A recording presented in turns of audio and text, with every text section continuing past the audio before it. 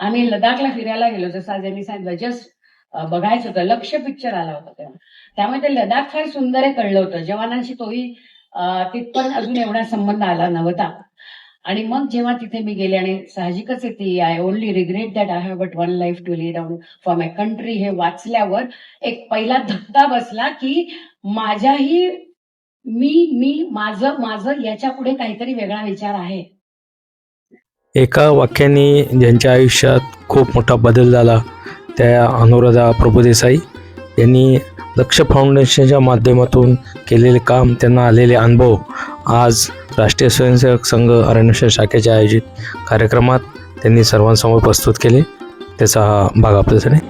सर्वांचे मनपूर्वक स्वागत. नमस्ते भाई. जब देश में थी दिवाली वो खेल रहे थे होली, जब हम बैठे थे घरों में वो झेल रहे थे गोली. कवी प्रदीप यांच्या या अजरामर ओळींची आठवण आजही होते. कारण आजही आपण घरी बसलेले असतो आणि आपले जवान आपल्या घरादाराची, मुलाबाळांची पर्वा न करता सीमेवर अखंडपणे डोळ्यात तेल घालून देशाचं रक्षण करत असतात. जसा संकटाच्या वेळी देव आठवतो तसा युद्धाच्या वेळी सैनिक आठवतो का? या जवानांची आपल्यापैकी किती जणांना सहज आठवण होते? या विचाराने पुण्यातील अनुराधाताई प्रभुदेसाई कमालीच्या अस्वस्थ झाल्या आणि मग त्यांनी सीमेवरचे जवान आणि सामान्य जनता यांच्यात एक अतूट पूल बांधण्याचा विडा उचलला. बँकेतली लठ्ठ पगाराची नोकरी सोडून हे काम करणं म्हणजे एका अर्थाने लष्कराच्या भाकरी भाजणं. पण ही सगळी धडपड होती तुम्ही एकटे नाहीत, आम्ही सगळे तुमच्या सोबत आहोत हा विश्वास जवानांच्या मनात जागविण्यासाठी. अशा आपल्या जवानांवर अतुलनीय प्रेम करणाऱ्या आजच्या व्याख्यात्या सौ अनुराधाताई प्रभुदेसाई, सर्व मान्यवर व आवर्जून उपस्थित असलेले सर्व बंधू भगिनी, आपणा सर्वांचे मी मनपूर्वक स्वागत करते. आजच्या व्याख्यानाचा विषय आहे सैनिक हो तुमच्यासाठी. व्याख्यानाच्या विषयाचे जे केंद्रबिंदू आहेत ते आपले पराक्रमी सैनिक आणि त्यांच्यासाठी आपली ही भारत माता दैवत आहे. तर भारत मातेच्या प्रतिमेचे पूजन करून व दीप प्रज्वलन करून आजच्या कार्यक्रमाची सुरुवात करूया. आजच्या व्याख्यात्या सौ अनुराधाताई प्रभुदेसाई, सौ सुरेखा जोशी, माननीय नगरसंघचालक श्री अविनाशजी धोमकर, संस्कृत विद्या मंदिर शिक्षण संस्थेचे अध्यक्ष निवृत्त विंग कमांडर माननीय विनायक डावरे सर यांना मी विनंती करते की भारत माता पूजन व दीप प्रज्वलन करून व्यासपीठावर स्थानापन्न व्हावे.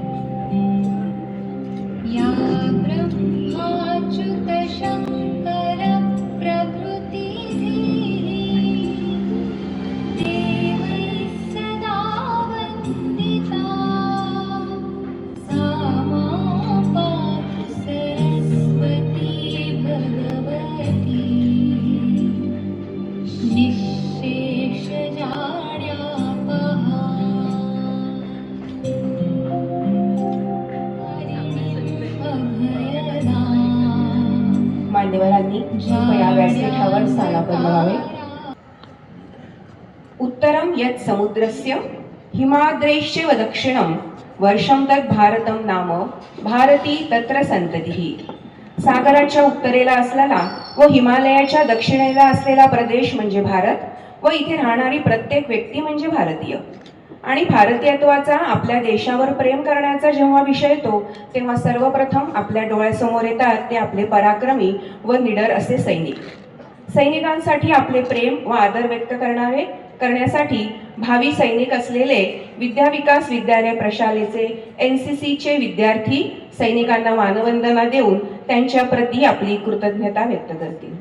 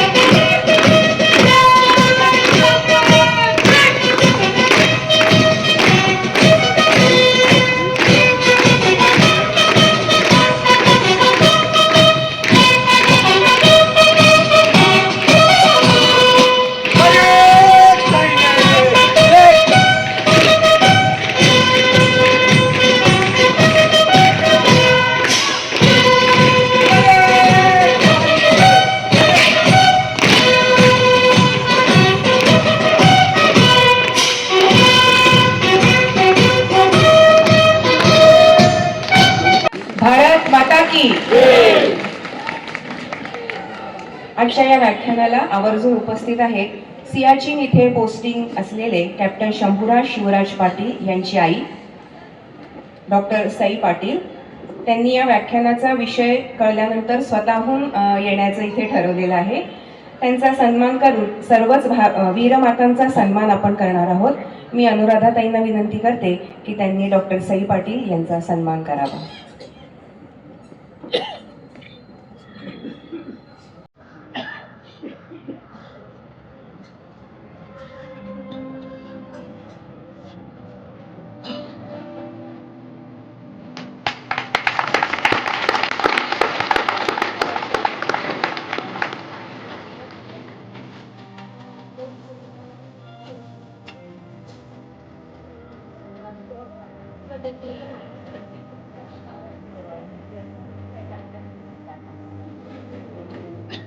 आता जिथे त्यांचं पोस्टिंग आहे तिथे -36 टेम्परेचर आहे.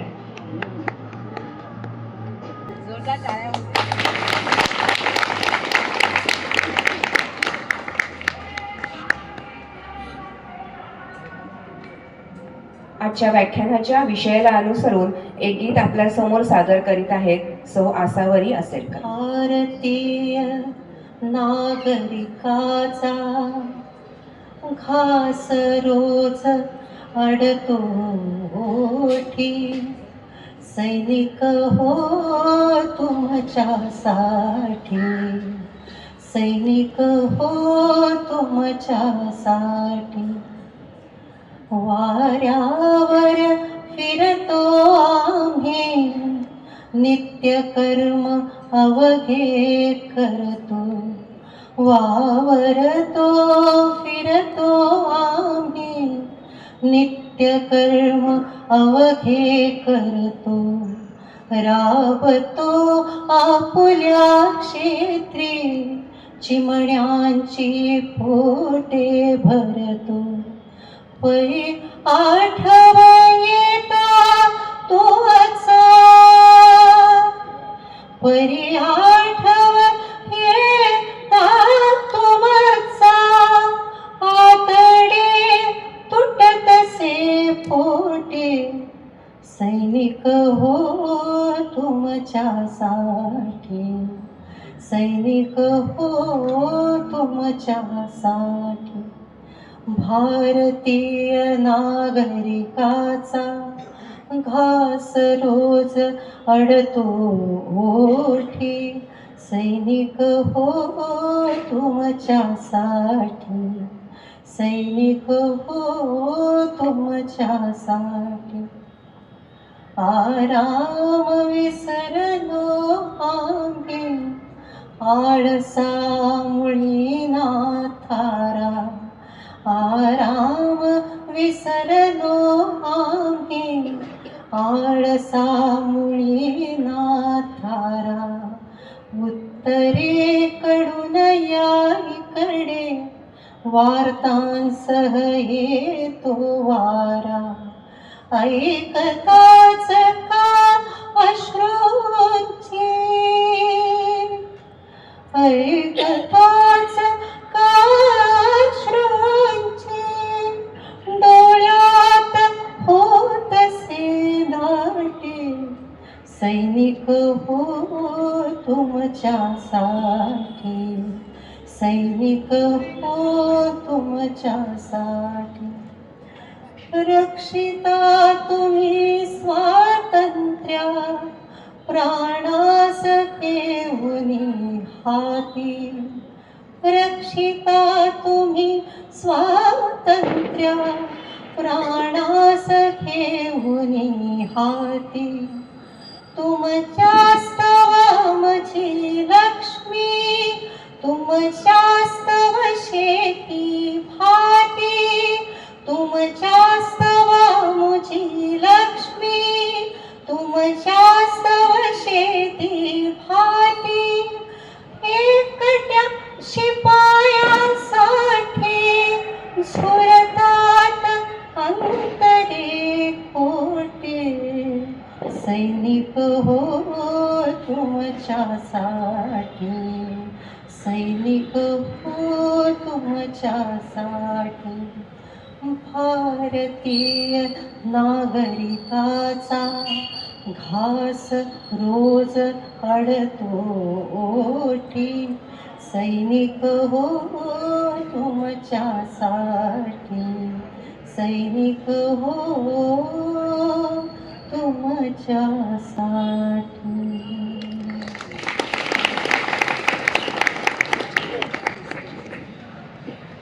धन्यवाद आसावरीताई. राष्ट्रीय स्वयंसेवक संघाच्या शताब्दी वर्षानिमित्त अनेक कार्यक्रमांचे आयोजन केले जात आहे, याविषयी आपल्या सगळ्यांना माहिती आहेच. पण एखाद्या सातत्याने चालणाऱ्या वर्षभर ज्याचा आनंद आपल्याला घेता येईल अशा ज्ञानसत्राचे आयोजन करावे अशी कल्पना आयोजकांच्या मनात आली. त्या अनुषंगाने अरण्येश्वर शाखा व संस्कृत विद्यामंदिर शिक्षण संस्था यांच्या संयुक्त विद्यमाने शिक्षण महर्षी पंडित लक्ष्मीकांत जांभोरकर स्मृती व्याख्यानमालेचे आयोजन करण्यात आले. या व्याख्यानरूपी माळेत विविध विषयांचे पुष्प गुंफण्याची ही कल्पना नक्कीच आपल्यासारख्या रसिक प्रेक्षकांसाठी एक पर्वणीच आहे. आजच्या व्याख्यानाचा विषय निवडण्यामागे देखील एक विशिष्ट कारण आहे. जानेवारी महिन्यात आपला एक राष्ट्रीय सण म्हणजे प्रजासत्ताक दिन आपण साजरा करतो.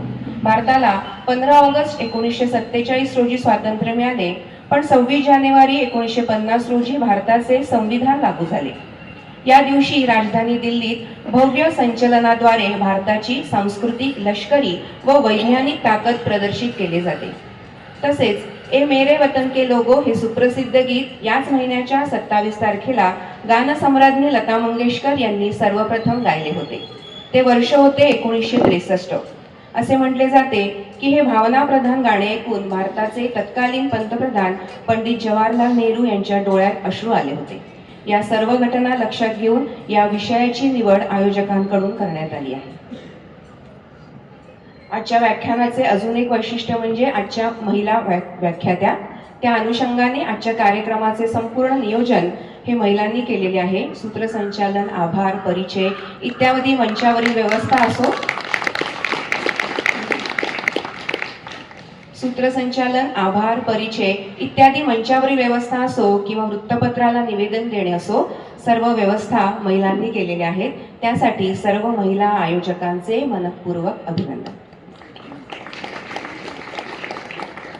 रक्षिता तुम्ही स्वातंत्र्या प्राणास घेऊनी हाती, रक्षिता तुम्ही स्वातंत्र्या प्राणास घेऊनी हाती, तुमच्यास्तव आमुची लक्ष्मी तुमच्यास्तव शेती भाती. प्रत्येक भारतीयाच्या मनात आपल्या सैनिकांविषयी याच भावना आहेत. पण आपल्या रोजच्या व्यस्त जीवनात आपण नकळतपणे आपल्या सैनिकांकडे थोडं दुर्लक्ष तर होत नाही ना. आपल्या पूर्वजांकडून अतिशय कष्टाने आपल्याला मिळालेले स्वातंत्र्य अबाधित ठेवण्यासाठी आपले सैनिक दिवस रात्र ऊन, पाऊस, थंडी यांची तमा न बाळगता सीमेवर आपले कर्तव्य बजावत असतात. We do difficult things easily, impossible takes some time. अर्थात कठीण गोष्टी आम्ही सहज करतो आणि अशक्य गोष्टींना मात्र थोडा वेळ लागतो. असे सहजपणे म्हणणारे आपले भारतीय लष्कराचे जवान तापमान 50 अंश असो किंवा -30 त्यांच्या कर्तव्यात ते कधीही कसर सोडत नाही. केवळ पर्यटक म्हणून 2004 साली लडाखला गेले असताना 1999चे कारगिल युद्ध आपल्यापर्यंत पोहोचले नाही की काय या विचाराने सौ अनुराधा प्रभुदेसाई व्यथित झाल्या आणि त्यातूनच 2009 साली लक्ष फाउंडेशनची स्थापना केली. सामान्य नागरिक व आपले सैनिक यांच्यातील दुवा बनण्याचे काम या अंतर्गत त्यांनी सुरू केले. त्यांचा व त्यांच्या कामाचा परिचय करून देण्यासाठी सौ अपूर्वा दातार यांना मी आमंत्रित करते. नमस्कार. सन्माननीय व्यासपीठ आणि जमलेले श्रोते हो, देव आणि सैनिक यांची फक्त संकटाच्या वेळीच आठवण होते. संकट संपलं की देव अडगळीत जातात आणि सैनिक विस्मरणार. पण हा समज खोटा ठरवणारं एक आगळं वेगळं काम पुण्यातील अनुराधाताईंनी केलं आहे. अनुराधाताई मूळच्या मुंबईतल्या परळ येथे त्यांचं शालेय शिक्षण पूर्ण झालं. लहानपणापासूनच अनुराधाताईंना ट्रेकिंग, प्रवास याची खूप आवड. पुढे त्या युनियन बँकेत मॅनेजर पदावर नोकरी करून अगदी सामान्य तुमच्या आमच्यासारखं आयुष्य जगत होत्या. एकदा सहज भटकंतीसाठी म्हणून त्या लेह लडाखला गेल्या आणि त्यांच्या आयुष्यानं एक वेगळं वळण घेतलं. 2004 साली अनुराधाताई त्यांचे पती गुरुनाथ आणि काही मित्रमंडळी यांच्यासोबत द्रासला गेले होते. जाताना रस्त्यातली एक पाटी पाहून ताई क्षणभर थबकल्या. अनुराधाताईंनी सर्वांचं लक्ष त्या पाटीकडे वेधलं. त्या पाटीवर लिहिलं होतं, I only regret that I have only one life to lay down for my country. त्यावेळी एक लष्करी अधिकारी तिथे जवळच उभे होते. सुभेदार मेजर कदम असं त्यांचं नाव. त्या पाटीविषयी मराठीतून बोलत अनुराधाताई आणि बाकी सगळेजण पुढे जात होते. तोच त्या अधिकाऱ्याने त्यांना रोखून अभिवादन केलं. ते पुढे म्हणाले, गेल्या 9 महिन्यात पहिल्यांदा मराठी ऐकतोय. चला आता आमच्या राहुटीत चहा घेतल्याशिवाय पुढे जायचं नाही. देशासाठी लढणारे आपले सैनिक आपल्या घरापासून, कुटुंबापासून, मुलाबाळांपासून, मातृभाषेपासून दूर अतिशय दुर्गम भागात महिनोन-महिने राहत असतात. विचार करूनही अंगावर काटा येतो. त्याचप्रमाणे त्या सुभेदारांचे बोलणे ऐकून अनुराधाताईंना अस्वस्थ झालं. पण 2 दिवस वाईट वाटून सोडून देणाऱ्या त्या नाही. आपलं आणि सैनिकांचं एक नातं आहे आणि त्यांना भेटायला दरवर्षी आपण इथं आलंच पाहिजे असं त्यांनी मनोमन ठरवलं. आजपर्यंत अनुराधाताईंनी आपल्यासोबत 1,500 ते 2,000 लोकांना लेह, लडाख, द्रास आणि कारगिलला नेलं आहे. लोकांना सीमावर्ती भागात न्यायचं, ज्या कठीण परिस्थितीत सैनिक राहत आहेत त्याचा थोडा अनुभव करून द्यायचा, सैनिकांच्या रोजच्या खडतर आयुष्यात थोडा आनंद निर्माण करायचा, सैनिकांना राखी, घरी बनवलेले फराळाचे पदार्थ द्यायचे आणि आम्ही देशाचे नागरिक तुमच्या बरोबर आहोत अशी जाणीव त्यांना करून द्यायची, हा अनुराधाताईंच्या या उपक्रमाचा मुख्य उद्देश. आज सीमेवरील असंख्य जवानांशी अनुराधाताईंचे ऋणानुबंध जुळले आहेत. अनुराधाताईंनी आजपर्यंत Diwali with soldiers, Valentine day with soldiers, युवा प्रेरणा, एक पंक्ती एक सैनिक यासारखे असंख्य उपक्रम राबवले आहेत. सैनिकांची आणि समाजाची नात जोडली जावी हा या उपक्रमांचा उद्देश. 2002 सालापासून मेरा देश मेरी पहचान या टायटलखाली अनुराधाताई शाळेतल्या मुलांसाठी कार्यक्रम राबवत आहेत. 2017 सालापासून मेरा देश मेरी पहचान या टायटलखाली अनुराधाताई शाळेतल्या मुलांसाठी कार्यक्रम राबवत आहेत. अनुराधाताईंच्या कामाचं कौतुक म्हणून 2011 साली 8 माउंटन डिव्हिजनचे लेफ्टनंट जनरल रवी दास्ताने यांच्या हस्ते त्यांना एक विशेष करंडक देण्यात आला. दरवर्षी 26 जुलैला होणाऱ्या कारगिल विजय दिवसच्या कार्यक्रमात त्यांना विशेष आमंत्रण करण्यात येतं. सैनिक लोकांपर्यंत पोहोचवण्याच्या उद्देशाने त्यांनी 3 पुस्तके प्रकाशित केली आहेत.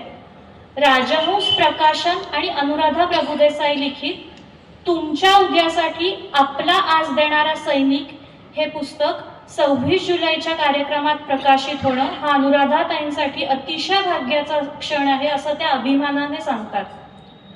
असंख्य जवानांच्या लाडक्या अनुताई किंवा अनुमावशी आज आपल्यासोबत आहेत. त्यांचं मी पुन्हा एकदा स्वागत करते. धन्यवाद. आजच्या व्याख्यात्या सौ अनुराधाताई प्रभुदेसाई यांचे स्वागत करावे अशी विनंती मी सुरेखाताई जोशी यांना करते.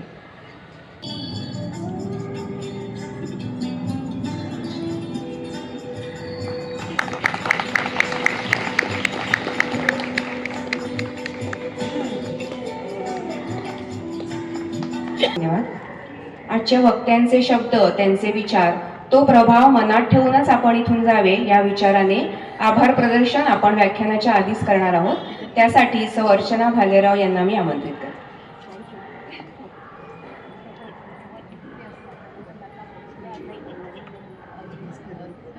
नमस्कार. राष्ट्रीय स्वयंसेवक संघ अरण्येश्वर शाखा आयोजित लक्ष्मीकांत जांभोरकर स्मृती व्याख्यानमालेचे हे यशस्वी 3रे पुष्प. आपल्या या व्याख्यानमालेसाठी अनेकांचे सहकार्य लाभले आहे. सैनिक हो तुमच्यासाठी या आजच्या 3ऱ्या पुष्पासाठी सैनिकांसाठी तळमळीने काम करणाऱ्या अनुराधाताई आज आपल्या इथे आपले अनुभव सादर करणार आहेत. त्यांचे मनापासून आभार. आपल्या कार्यक्रमाला डॉक्टर सई पाटील या आवर्जून उपस्थित राहिल्या आहेत. एका सैनिकाच्या वीरमातेचा सत्कार करण्याची संधी आम्हाला यामुळे आज मिळाली आहे, यासाठी आम्ही त्यांचेही आभारी आहोत. विद्याविकास शाळेचे श्री अतुल दांभोरकर सर यांचे विशेष आभार. त्यांनी या व्याख्यानमालेसाठी शाळेचे मैदान, आसन व्यवस्था, व्यासपीठ व्यवस्था, माईक व्यवस्था असे सर्वतोपरी सहाय्य केले आहे. आजच्या कार्यक्रमासाठी उत्कृष्ट माईक व्यवस्था देणारे संजय बेंद्रे तसेच व्हिडिओ शूटिंग करणारे दत्तात्रय साने यांचे मनापासून आभार. तसेच तुम्हा सर्व प्रेक्षकांचे मनापासून आभार. आपण दिलेले प्रेम व पाठिंबा असाच कायम राहो ही प्रार्थना. धन्यवाद.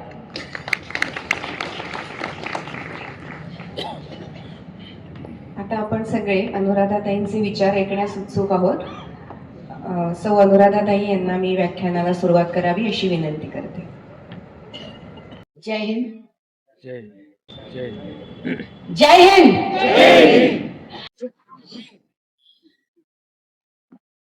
एक सुरुवात करायच्या आधी विनंती आहे, ज्या कोणाला काही कामास्तव अर्ध्या तासांनी जायचं असेल, पाऊण तासांनी जायचं असेल, त्यांनी आत्ताच गेलं तरी चालेल. मी तुमचा अक्षरशः 1 तास घेणारे 6:45 झालेत. 7:45ला बंद होईल. आपल्याला काही कामं असतील तर आपण करू शकाल. विषय सैनिकांचा आहे, भावनेचा आहे आणि त्या कार्यक्रमाला आपली उपस्थिती आपण 100% ठेवावी. मानसिक शारीरिक तर राहतच. तर सो थँक्यू व्हेरी मच.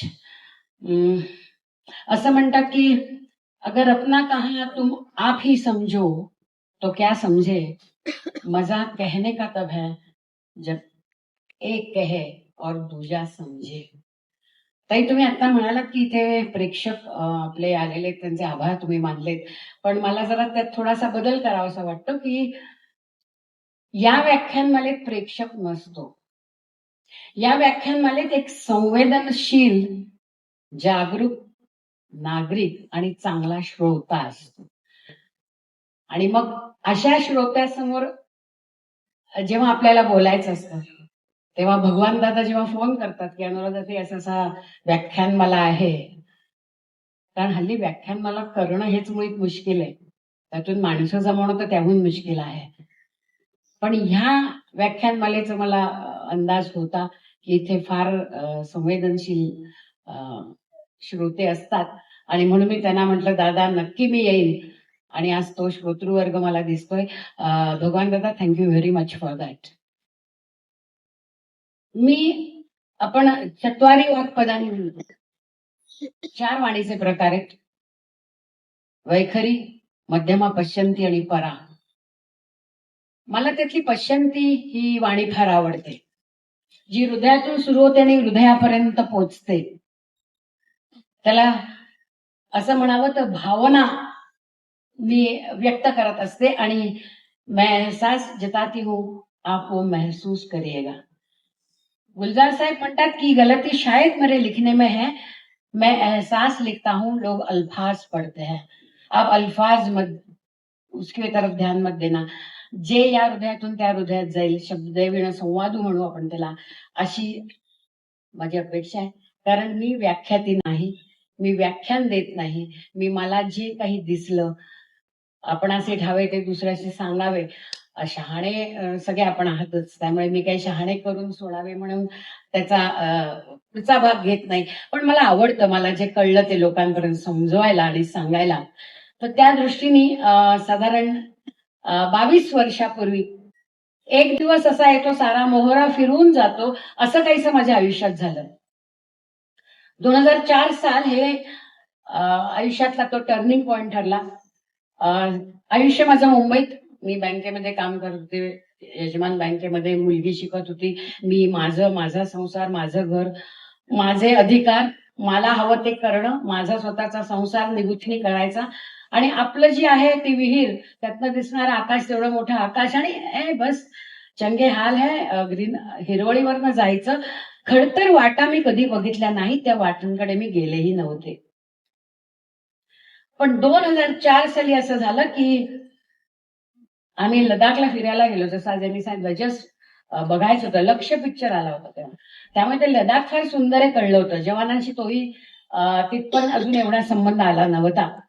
आणि मग जेव्हा तिथे मी गेले, आणि साहजिकच आहे ती, I only regret that I have but one life to lead on for my country, हे वाचल्यावर एक पहिला धक्का बसला की माझ्याही मी माझं माझं याच्या पुढे काहीतरी वेगळा विचार आहे. आणि मग आम्ही द्रासला गेलो आणि जेव्हा मी तिथलं तोलोलिंग, रॉकिंग ऑफ हार्म, इंडिया गेट, टायगर हिल, हा सगळा तिथला प्रांत बघितला, तो तेव्हा जेव्हा वाटेत मला सुभेदार मेजर साहेब भेटले, तेव्हा ते बोलले की, मी त्यांना माझ्या पद्धतीने विचारलं की सर तुम्ही कुठे राहता. तेव्हा त्यांनी सांगितलं, बघायचंय माझा शिशमाल आहे. आणि त्यांनी बाजूचा एक पत्र्याचं दार जरा असं झटकलं आणि आत गेले. पथरीला बेड होता, एक पातळशी गादी होती, एक काळी पेटी जी त्यांच्याबरोबर सदैव असते ती पेटी होती, त्याच्यावर गणपतीचा फोटो आणि वरती त्यांचा युनिफॉर्म. हा त्यांचा शिशमहाल होता. आणि असाच शिशमहालमध्ये त्यांचे दोघे सैनिक झोपले होते, ज्यांनी रात्रभर तो ब्रिज राखला होता. बरंच काही त्यांच्याकडनं ऐकलं आणि निशब्द होऊन आम्ही तिथनं बाहेर पडलो. आणि जेव्हा मी त्या विजयस्तंभ, तेव्हा अगदी छोटा होता, 2004 साली तिथे फारसं कोणी जात नव्हतं, जोझिला पासकडे जायचा रस्ता म्हणून लोक तो रस्ता वापरत होते. आणि जेव्हा मी त्या टायगर हिलला बघितलं, टायगर हिलची ती उंची बघितली, आणि जे काही येताना वाटेत दिसत होतं, म्हणजे आमचा ड्रायव्हर म्हणला होता की तिकडे मी असे छोटे छोटे झेंडे बघितले होते. आणि मी म्हटलं, रुको रुको मैं फोटो निकालती हूँ. तेव्हा तो बोलला, ये फोटो में बडा दर्द है मॅडम. मला कळलं नाही तो का म्हणतो असा. मी म्हटलं क्यों. तो यहाँ कारगिल वॉर के समय 30 बंदे बैठे थे जिनके ऊपर वहां से रॉकेट लॉन्चर से फायरिंग हुई और वो यही शहीद हुए, उनके नाम से ये झंडे हैं. आणि मग मी पुढे गेले आणि विजय स्तंभाजवळ उभी राहिले. काहीच कळत नव्हतं हे नक्की काय झालं होतं, कारण माझ्यापर्यंत कारगिलवर पोहोचलं नव्हतं. आणि तेवढ्यात एक अफसर आले तिकडे आणि त्यांनी म्हटलं, काय बघताय तुम्ही एवढं, इथे कोणी एवढं थांबत नाही. मी म्हटलं, कारगिल वॉर बद्दल मला माहित नव्हतं, मी मुंबईत होते आणि समोर माझ्यापर्यंत नाही आलं किंवा मी तसदी घेतली नाही समजून घ्यायची मे बी. मग त्यांनी मला एक एव्ही दाखवली आणि त्यात एक शहीद झालेल्या मुलाची आई म्हणते, जिस देश पर मैंने अपना बच्चा कुर्बान किया है उस देश से थोड़ा सा प्यार तो करो. End that was a whip for me. Do I really love my country? No, I love myself. माझं मी माझं. आणि मग ही माझं माझं माझं करणारी गाडी तत्क्षणी तिथे थांबली. आणि मी त्या तोलोलिंगकडे बघून एवढंच म्हटलं की, आज जर शिवाजी महाराज आमच्यामध्ये आहेत, तर ही 22, 23, 24 वर्षाची जी मुलं आहेत, 99 साली ज्यांनी आपलं समर्पण केलं, त्यांना मी मरू देणार नाही. मी त्यांना जिवंत ठेवीन. जितकी माझ्या अंगात ताकद आहे तितकं मी ते कारगिल युद्धाचा अभ्यास करीन, ते लोकांपर्यंत पोहोचवेन, या बॅटल फील्डवर लोकांना घेऊन येईल आणि एक सर्वसमावेशक मातृत्व घ्यायचा मी प्रयत्न करीन. बट ह्या मुलांना मी जिवंत ठेवीन. मी तिथून परत आले आणि मी एक आर्टिकल लिहिलं पेपरमध्ये. आणि 2004च्या 2004च्या 2 ऑक्टोबरला, कारण मी ऑगस्टमध्ये गेलो, तिथे पब्लिश झालं महाराष्ट्र टाइम्समध्ये. आणि मला जवळजवळ त्या दिवशी दिवसभर ऑफिसात काम करू शकले नाही, कारण 2 ऑक्टोबरला संडे असल्यामुळे 3ला सगळ्यांचे मला फोन आले. आणि त्यात एक फोन आला आणि त्यांनी म्हटलं की, अनुराधा मला तुम्हाला भेटायचंय. आवाज काफी सिनियर वाटला मला. मी म्हटलं, काकू कोण बोलते? तर म्हणे, मी घैसाच बोलते. मी आज तुझं आर्टिकल काल वाचल्यापासून मी आज तुला फोन करायला प्रयत्न करते, एंगेज लागत होता फोन. तर म्हणे, तू बाई मी फार खुश आहे, तू खूप छान काहीतरी करते आहेस. एक लक्षात ठेव, हा काटेरी रस्ता आहे, याच्यावरून तू एकटीच असशील, पण तू चालत राहा. वन फाईन डे तू मागे वळून बघ, तुझ्या मागे लोक असतील. म्हटलं, काकू आपण, म्हणे, मी स्वातंत्र्य सेनानी आहे आणि आजचा भवताल बघून मला असं वाटतं, व्हाय कशा करता केलं आम्ही हे सगळं, हे काय चाललंय आजूबाजूला, पण तुझ्या रूपाने मला एक दिवली पेटलेली दिसते. बाळा, कंटिन्यू कर तुझं काम. मी शॉक झाले. मला खरंच माहिती नव्हतं मी काय करणार आहे, मी काय बोलते, मी काय लिहिणार आहे. आणि मग तो निकले थे जानिबे मंजिल, अकेले निकले थे, देन कारवा बनता गया, अशी स्थिती झाली. आणि मग 4 पासून 25 पर्यंत माझी जी गाडी सैनिक या स्टेशनवर अडकली, ती शंटिंग झाल्यासारखी आजही तिथेच आहे. तर त्यामुळे हा सैनिक तो कळला पाहिजे. तो मला भेटला, मला भावला, मला समजला आणि मग माझ्या लक्षात आलं सैनिक ही बोलायची गोष्ट नाही, सैनिक ही समजायची गोष्ट आहे. आणि तो समजवण्याचा प्रयत्न मी गेली 20 वर्ष करते आहे. की घेतले व्रत नहे आम्ही अंधतेने लब्ध प्रकाश इतिहास निसर्गमाने जे जे दिव्य दाहक म्हणून असावयाचे बुद्ध्याची वाण धरिले करी हे सतीचे असं म्हणणारा हा सैनिक. तेव्हा मी त्याच्या डोळ्यामध्ये अंगार बघितला आणि तेव्हाच बघितलं त्याच्या डोळ्यामध्ये प्रेम.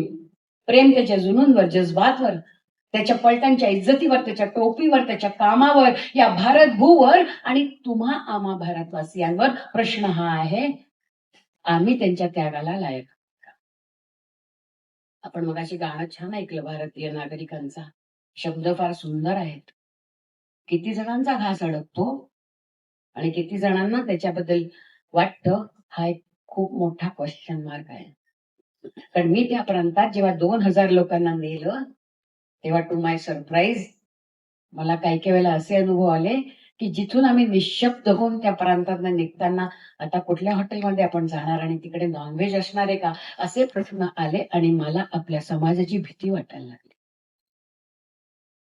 तुम्ही त्या भूमीवर उभे आहात, तुम्हाला सांगितलंय मी सगळं काय झालंय आणि तरीही असा प्रश्न पडतो. आज समाजाचा तानाबाना बिघडत चाललाय, पोत बिघडत चाललाय आणि सैनिक मला म्हणतो मावशी आमच्यासाठी खूप केलं, प्लीज समाजाचा स्तर सुधार. मी कुपवाडाला प्रोग्राम केले, पुलवामाला केले, मी द्रास, कारगिल, बटाली, बक्सर, तुर्तुकला केले. तिथल्या मुलांबरोबर मेरा देश मेरी पहचानचे कार्यक्रम केले, विविध ठिकाणी मला केले. पण मला माझ्या पुण्याची गल्ली नाही साफ करता येत. मला इथे उभं राहून काही बोलायला मला जमत नाही. मला माझ्या समोर चाललेल्या युवक या शब्दाचा जो नंगानाच चाललेला मला माझ्या डोळ्यासमोर दिसत होता, मी त्याच्याकडे शेवटी डोळे झाक केले, कारण मला तिथे काहीही करता आलं नाही. आज आपण सगळेजण याच्यावरती घरी जाऊन विचार करूया की काय करू शकतो. बहरहाल माझं या तिन्ही दलाशी खूप संबंध आला. माझं कर्तृत्व काही नाही बरं त्याच्यात, माझं नशीब चांगलं होतं. त्यामुळे मी पुलवामा, कुपवाडा, नंतर म्हणजे श्रीनगरमध्ये ज्या ज्या पोस्टवर गेले त्यात रुस्तम पोस्ट होती, उरी होतं, तंगदार होतं, केरान होतं, तिथवाल होतं, झडगल्ली होतं, द्रास, कारगिल, बटाली, Buxar, Turtuk, Chumar, Chushul, Siachen base camp, north east मधला मेघालय, आसाम, नागालँड, अरुणाचल प्रदेश आणि कित्येक इंटेरियर पोस्ट, जम्मूच्या इंटेरियर पोस्ट, या सगळ्या ठिकाणी जायचा मला काय म्हणावं, मला भाग्य लाभलं. आणि त्या प्रत्येक ठिकाणी असलेला 20, 22, 23 वर्षाचा मुलगा जेव्हा जेव्हा मी बघितला तेव्हा मला इथल्या युवकांना सांगावंसं वाटलं, just understand, just try to understand आपली जबाबदारी काय आहे. आज आपल्याकडे विंग कमांडर सर बसलेले आहेत. सर, एअरफोर्सचा जो माझा संबंध आला त्याची एक गंमत सांगते मी तुम्हाला. 2007 किंवा 8 साली कारगिलला जाताना तिथे एक पत्थर साहेब गुरुद्वारा आहे. हा पत्थर साहेब गुरुद्वारा म्हणजे गुरु नानक त्यांचा तिथे तप करत बसलेले होते आणि तेव्हा वरून डेमननी एक दगड खाली टाकला, मोठा पत्थर, बोल्डर, आणि तो बोल्डर त्यांच्या अंगावर येताना त्यांनी आपल्या शक्तीने तो मोमचा केला, मेणाचा केला आणि त्यांच्या अंगावर जेव्हा तो आदळला तेव्हा त्या पत्थर साहेब गुरुद्वारामध्ये, पत्थर साहेब मध्ये एक अशी त्यांची टिल्टेड जी गुरु नानकांची हमेशा मूर्ती असते तशी ती टिल्टेड त्याच्यामध्ये फिगर आहे त्या पत्थरमध्ये. नंतर तो मोम पत्थर झाला. ही आख्यायिका आहे. पण माझा तिथे जाऊन फार विश्वास होता. मी प्रत्येक वेळेला गेली, आता 30-32 वेळा गेले, मी तिथे मत्था टेकून जाते. मला असं वाटतं की मला तिथे गेल्यावरती खूप पुढचे जे काय अडचणी येतात त्या माझ्या निस्तरल्या जातात. पण मी सामान्य बाई आहे ना, त्यामुळे मला अशा श्रद्धा किंवा अशा असणं स्वाभाविक आहे. मी जेव्हा 2008 साली तिकडे गेले तेव्हा एक विंग कमांडर ग्रोवर ते तिकडे आले होते आणि मी आता रेग्युलरली तिकडे जातो तेव्हा पटकन बाहेर जाऊन जवानांशी तिथल्या बोलत होते. तो गुरुद्वारा जवान सांभाळतात त्या गुरुद्वाराला. त्यामुळे मला फौजींशी बोलायला फार आवडतं. माझ्याबरोबर आलेले लोक आत होते आणि मी बाहेर उभी असताना ते विंग कमांडर बाहेर आले आणि आमच्यातला एक जण त्यांना बोलला, सर ये मासी हर साल आते हैं और जवानों के लिए यहाँ आते हैं और लास्ट टाइम वो हमारे पोस्ट पर आए थे, तो मैंने कहा मैं आपको बताऊं कि वो मैम यहाँ है. ते माझ्याजवळ आले, मीच पुढे 2 पावलं गेली आणि मी म्हटलं sir I am Anuradha from Mumbai. आमचं बोलणं झालं आणि मग मी त्यांना म्हटलं छान गप्पा मारल्या. म्हटलं आपके पास वक्त है? बोले हाँ. आपल्या अंगात किडे असतात ना शहाणपणाचे, ती कुठं गेली नंतर माझी, हळूहळू गेली. पण पहिले असे भरपूर ऑरा घेऊन आपण फिरत असतो आपल्या स्वतःच्या कल्पनांचा, आपल्या स्वतःच्या वागणुकीचा, स्वतःच्या ग्रेटपणाचा. तर मी त्यांना विचारलं, म्हटलं सर एक विचारू का तुम्हाला? हा बोलले की तुम्ही सुद्धा याच्यावर विश्वास ठेवता, इथे मंथा टेकता, ही जी कहाणी आहे याच्यावर तुम्ही सुद्धा विश्वास ठेवता? माझा तुम्ही सुद्धा हा शब्द त्यांनी पकडला आणि ते बोलले आम्ही सुद्धा म्हणजे काय मॅडम, आम्ही माणूस आहोत. मला भाऊ आहे, बहीण आहे, बायको आहे, मुलं आहे. आम्ही युनिफॉर्म घातला असला तरी आमच्या आत माणूस आहे. मला एक सांगा तुम्ही कुठे राहता? म्हटलं मुंबईत राहते. मग तुमचा यजमान काय करता? म्हटलं मी बँकेत, ते पण बँकेत. मग ते जेव्हा सकाळी निघतात तेव्हा तुमच्या गालावर ओठ टेकून म्हणतात का की परहॅप्स दिस इज लास्ट? मी हडबडून गेले. मी म्हटलं काय बोलता, असं कशाला? ते रात्री 8 वाजता घरी येतात, मी पण 7:30 पर्यंत येतात. वही तो मैं कहता हूँ, पिछले 15 साल से मैं मेरे वाइफ के गाल पर जब मैं किस करता हूँ तब उसको कहता हूँ शायद ये मेरा लास्ट होगा. आज भी मैं वही करके आया हूँ. लेकिन जब मैं यहाँ आके मत्था टेकता हूँ ना मैडम, गुरु नानक कहते जा बेटा, अच्छी सॉर्टी करके आ, उडान कर अँड कम बॅक सून. हे जे ऋणानुबंध आहेत आमचे, ह्या ज्या आमच्या भावभावना आहेत त्या आमच्याजवळ असतात, फक्त तुम्ही आमचा युनिफॉर्म. मला काहीही सुचलं नाही. मला त्यांना सांगायचं होतं सर सॉरी, मला तुम्हाला दुखवायचं नव्हतं. मला फक्त तुमचं समजून घ्यायचं होतं की तुमच्या श्रद्धा काय आहेत. माझा चेहरा बघून जिथे शब्द संपतात तिथे डोळे बोलतात. त्यांनी माझा चेहरा बघितला, माझा हात हातात घेतला आणि मग सो काइंड. मी काही बोलायच्या त्यांनी माझ्या हातावर असं थपथप ओढून म्हटलं I can understand, I can understand. या एअरफोर्सच्या हे जे touch the sky with glory म्हणणाऱ्या आमच्या एअरफोर्सच्या सैनिकांसाठी मी नेहमी म्हणते सितारों के आगे जहां और भी है अब तुम्हारे इम्तिहान और है, तू शाहीन है परवाज है काम तेरा. शाहीन म्हणजे ससाणा, परवाज म्हणजे झेप घेणं. तू शाहीन है परवाज है काम तेरा, तेरे सामने आसमा और भी है. एकदा या एअरफोर्सच्या मुलांसाठी पण जोरदार आवाज दिला. सर आपल्याला पण माझ्याकडनं नमस्कार. तसंच नेव्ही म्हणजे माझा इन्फंट्रीशी खूप जास्त संबंध आला. पण लकीली मला नेव्ही आणि पॅरामिलिटरी फोर्सेस, NSG असो, BSF असो, CRPF असो, सगळ्या त्यांच्या पॅरामिलिटरी फोर्सेसमध्ये सुद्धा जाता आलं, इंटरॅक्ट करता आलं, भाषणं करता आली, भेटता आलं, बोलता आलं त्या मुलांची. तर मी जेव्हा हे पहिले सगळं इन्फंट्री बद्दलच जास्त बोलत होते. आर्मीमध्ये 3 भाग आहेत, इन्फंट्री, आर्मर्ड आणि आर्टलरी. माझा जास्त संबंध इन्फंट्रीशी आला होता. तर मला एकदा फोन आला एका बच्च्याचा आणि त्यांनी मला सांगितलं बहुत अच्छा है मासी आप बड़े पार्शल हो. म्हटलं रे हू स्पीकिंग? हा मी तुमचा अमुक अमुक बंदा आहे ना त्याचा मित्र बोलतोय. म्हटलं हा हाय बोलो, मी नेव्ही मध्ये आहे. म्हटलं येस. नाही तुम्हाला कौतुक नाही वाटणार कारण तुम्ही सारखं ते आर्मी आणि इन्फंट्री बोलता ना. म्हटलं नाही असं नाही रे बाळा. तर तो बोला मग तुम्ही आमच्याबद्दल काहीच बोलत नाही. म्हटलं अरे पण मला माहितच नाही ना तुम्ही त्या पाण्यात असता, मला कुठे माहितीये. मी इथे सगळीकडे गेले त्यामुळे मी त्यांच्या पोस्ट बघितल्यात सगळ्या. मग या की तुम्हाला कोणी अडवलंय? म्हटलं क्या बात कर रहे हो? कहाँ हो? विशाखापट्टणम. म्हटलं आ जाऊंगी, कोई इश्यू नहीं है. पक्का आओगे? म्हटलं पक्का आऊंगी. आणि मी विशाखापट्टणमला गेले. अतिशय अतिशय सुंदर तो मुलगा होता. ही वॉज काय म्हणतात त्यांना, कमांडर. आणि त्यांनी मग मला आधी त्यांची सगळी शिप दाखवली आणि ती शिप म्हणजे जी युद्धनौका, त्याच्यात थोडी जागा होती, चालायला जिने होते, रूम्स होत्या, डॉक्टर मेडिकलची फॅसिलिटी होती, डायनिंग हॉल होता.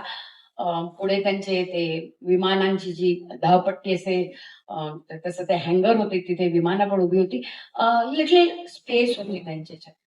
आणि म्हणून म्हटलं आता मला सबमरीन मध्ये जायचंय. तो मला जाणार तुम्ही? येस म्हटलं जाणार. मग त्यांनी मला एक बंदा दिला, मी सबमरीन वर गेले आणि जेट्टीलाच होतं सबमरीन. मी उतरून आत गेले. सबमरीनचं तुम्हाला चित्र आठवत असेल, असे दोन मध्ये एक असा उभा पोर्शन असतो आणि असं एक नळकांड सबमरीन म्हणजे. तर मी गेले त्याच्यावरती चढले आणि त्यांनी सांगितलं ये सबमरीन. म्हटलं अंदर जाना है मुझे. तो बोला आप अंदर कैसे जाओगे मैम? मतलब क्यों, परमिशन दी है मुझे बाकायदा, वो भी आने वाले अभी इधर साहब. तो बोला वो नहीं, लेकिन आप अंदर जा सकोगे. म्हटलं हाँ क्यों नहीं, मैं कितनी पोस्ट पर गई हूँ इतनी हाईट पे. परत माझ्या अंगातला शहाणपणा. आणि मग त्यांनी सांगितलं चलो फिर. म्हटलं खोलो दरवाजा. तो बोला खोलता हूँ. आणि त्यांनी त्या सबमरीन वरती आपल्या रस्त्यामध्ये कसे ते पिट होल्स असतात ना, तसं त्या सबमरीन वरती असा तो गोल होता. तो असं उघडलं आणि मी आज बघितलं, अशा छोट्या छोट्या छोट्या छोट्या अशा रॉड्स होते आणि आतपर्यंत दिसत होते, खोलपर्यंत जायला. जवळजवळ मला वाटतं 15-16 छोटे रॉड्स असतील. आणि मी असं बघितलं. तो बोलला चलो अंदर, बघ तुझ्या कर्माची फळ. म्हणालीस ना जायचंय चला. लाईक म्हणजे रॉक क्लाइम्बिंग आणि रॅपलिंग आपण करतो तसं रॅपलिंग करत मी या साडीमध्ये त्या जिन्यांवरनं खाली गेले. तिथे जागाच नाही, फक्त मशिनरी. छोटे छोटे एक एक त्यांचं टॉयलेट होतं, त्याच्यात पण मशीन्स होते.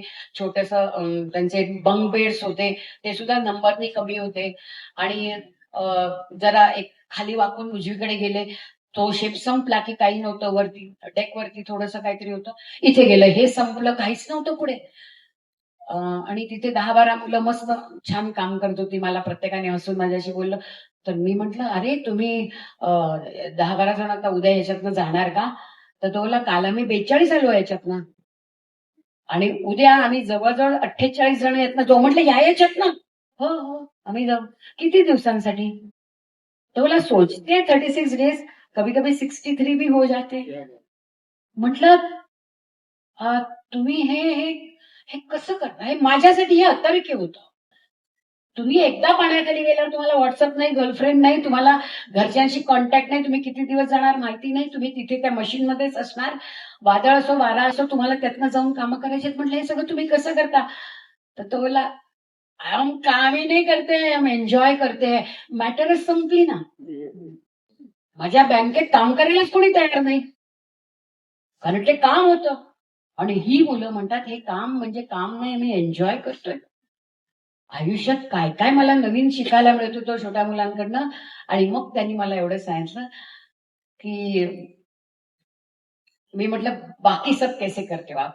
बोले देखो ना ये हमारा ये बंक बेड है, जब मैं काम करता हूँ ये सोता है वो सोता है, तो मैं करता हूँ. खाना ज्यादा खाना नहीं है, दाढ़ी शेव वेव कुछ करना नहीं है, पानी संभालना पड़ता है, जितना दिन है बहुत ऐश चल रहा है, कोई इश्यू नहीं हमारा. तर मी म्हटलं हे सगळं तुम्ही कसं मॅनेज करता? बहुत इजी है मैडम, दिमाग में डाल दिया है, मैटर समझते, दिमाग में डाल दिया. 40 दिन यही करना है, हम यहाँ मस्त करते हैं, आप फिक्र मत करना madam, you enjoy your life, we are there to safeguard the borders of India. काय बोलणार आता? 96 वरून म्हणत ही मुलं त्या सागरावरती आपला अधिकार गाजवत असतात आणि एकदा या नौदलासाठी आपण जोरदार टाळ्या.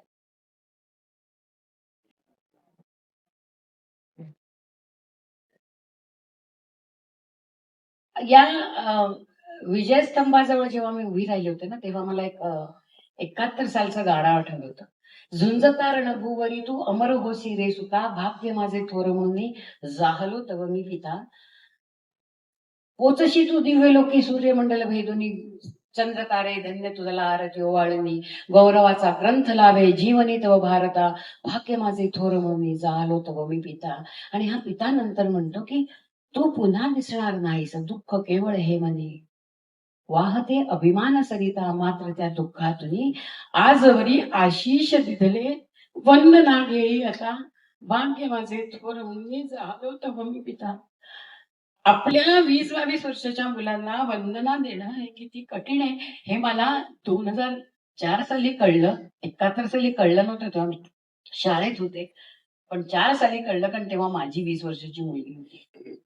आणि मग ह्या पेरेंट्सना जेव्हा मी भेटले तेव्हा माझ्या लक्षात आलं की ती कूच इतकी घट्ट आहे, इतकी घट्ट आहे की त्यातून ही मुलं जी तयार झाली ती मूसच वेगळी आहे. काही पेरेंट्स बद्दल म्हणजे माझं जेव्हा बोलणं झालं तेव्हा एक फौजीची आई होती. तिने त्या मुलाला सांगितलं, हे बघ बाबा, आता तू फौजमध्ये जाणार आहेस, आजपासून तू या देशाचा पाईक आहेस, तुझा युनिफॉर्म हे तुझं सर्वस्व आहे. आम्ही आता तुझ्या आयुष्यात नाही, कारण तुला संपूर्ण तुझा जो देश आहे तो तुला सांभाळायचा आहे.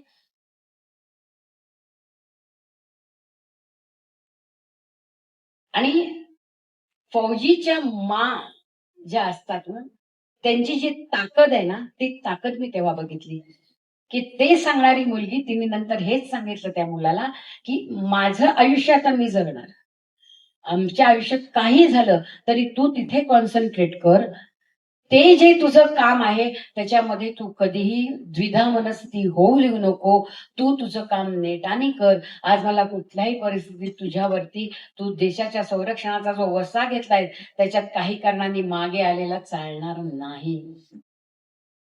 बाळ चालला असे रणात बारी बांधते तोरण, पंचप्राणाच्या ज्योतीने तुझं करत या औक्षण, एकही हुंद का मुखावटे नाही काढणार, कारण मीच करून या ठेवली तुझ्या तलवारीच धार.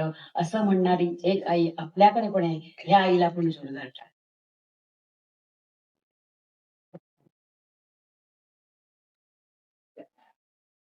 सैनिक कसा बनतो,